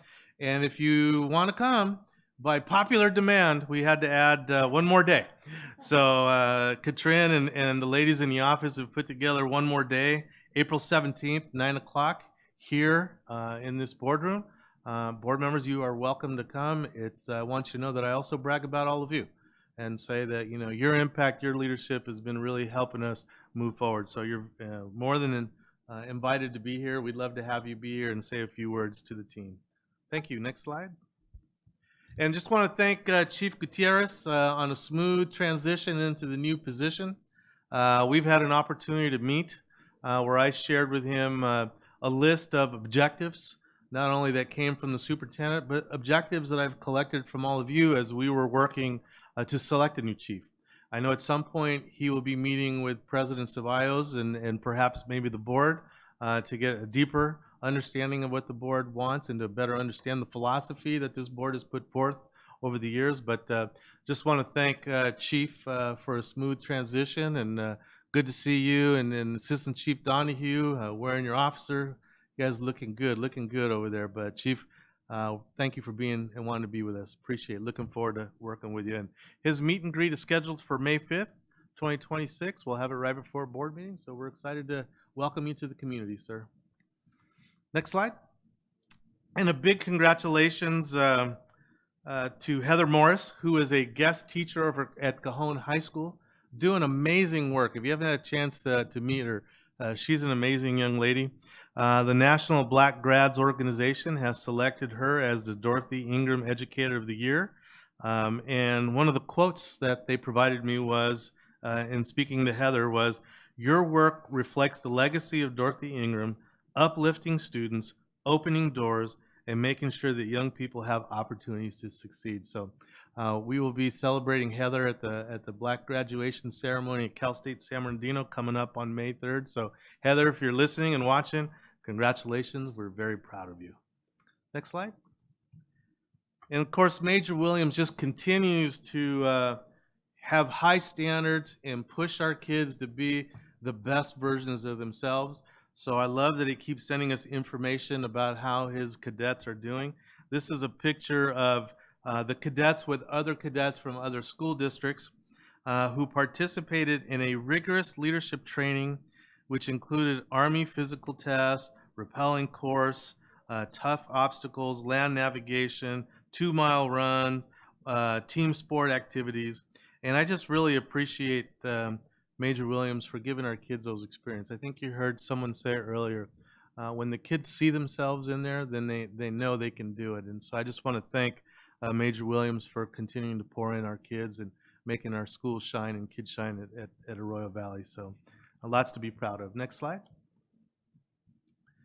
And this is a kind of neat story I want to share with you. Jesse Venegas is a math program specialist with the San Bernardino City Unified School District, who is also a homegrown kid who went to school in our district, who went to Arroyo, who was in the CTE Teacher Academy program there, CTE program. And he was invited by Cal State San Bernardino to be the keynote speaker at the yearly teacher, I think it's called the, the Teacher Celebration of Teaching event. And so he gets to speak in front of the candidates who are finishing their teaching credentials. So Jesse, congratulations. We're very proud of you. Good to see a homegrown kid still be here in San Bernardino making a positive difference. So kudos to you, Jesse. Next slide. Want to also recognize Crystal Fuentes. She is a student at San Bernardino High School who was selected by State Superintendent of Instruction Tony Thurman and recognized for the writing that she put. As you know, every year our Ed Services Department puts together a body of work of students' essays and poems, and somehow Tony Thurman got a copy of it and found her writing essay, I believe it was. And so you see that she's one of just 10 or 12 people across the state that was recognized. So Crystal Fuentes, congratulations on being recognized. You're helping our district shine. So, and once a cardinal, always a cardinal. I had to throw that in there. Next slide. Big congratulations to San Bernardino Valley College, Dr. Gilbert Contreras, president of the college, on a wonderful 100th anniversary gala. It was a beautiful event, very classy, very well done. They recognized a lot of Valley College graduates from the past, names that you would remember like Jack Brown, Judy Valles, who was president of Valley College for many years. And we ran into old friends. I have some pictures there of somebody I kind of grew up with. I hadn't seen in 20 years, he and his sister. So I saw so many examples of people who hadn't seen each other for a long time. So congratulations to everybody at Valley College. It's a great institution of academics, and I know the board and I very much appreciate the collaboration and working relationship that we have with them. Without them, we would not have had 61 graduates last year earn AA degrees. They are our partner in that. So great things happening between the district and the university. And so I want to end tonight with, next slide, with my famous question. Are you from San Bernardino? And the video will give us the answer.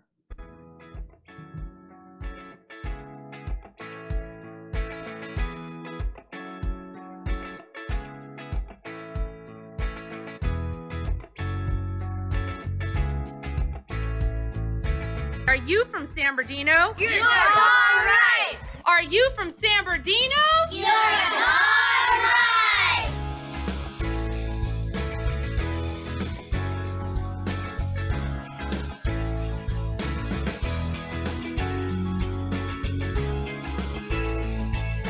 Are you from San Bernardino? You're darn right! Hey, are you guys from San Bernardino?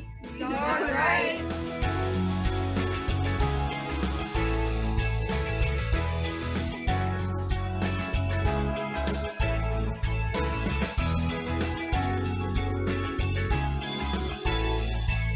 Are you from San Bernardino?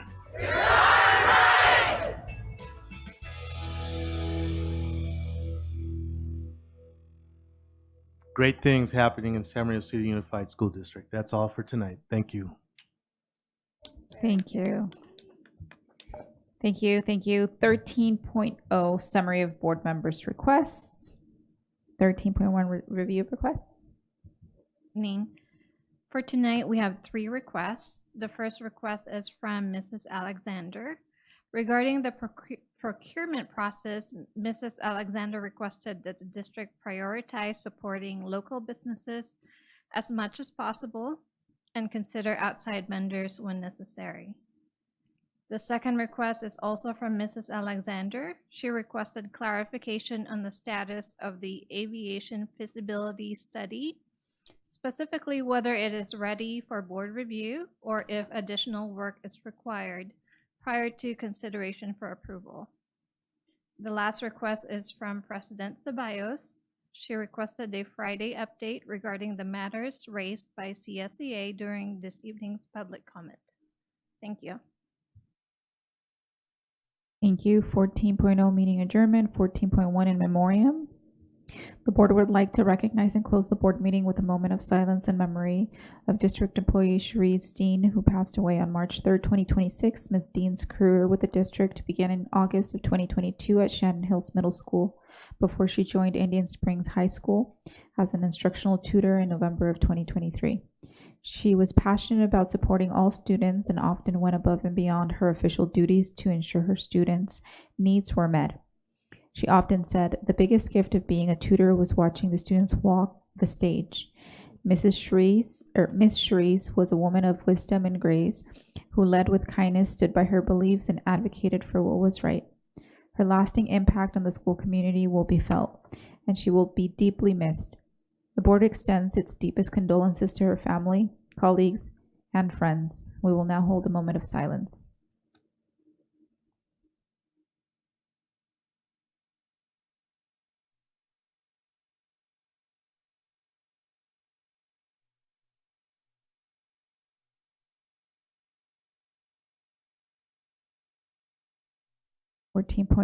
Adjournment.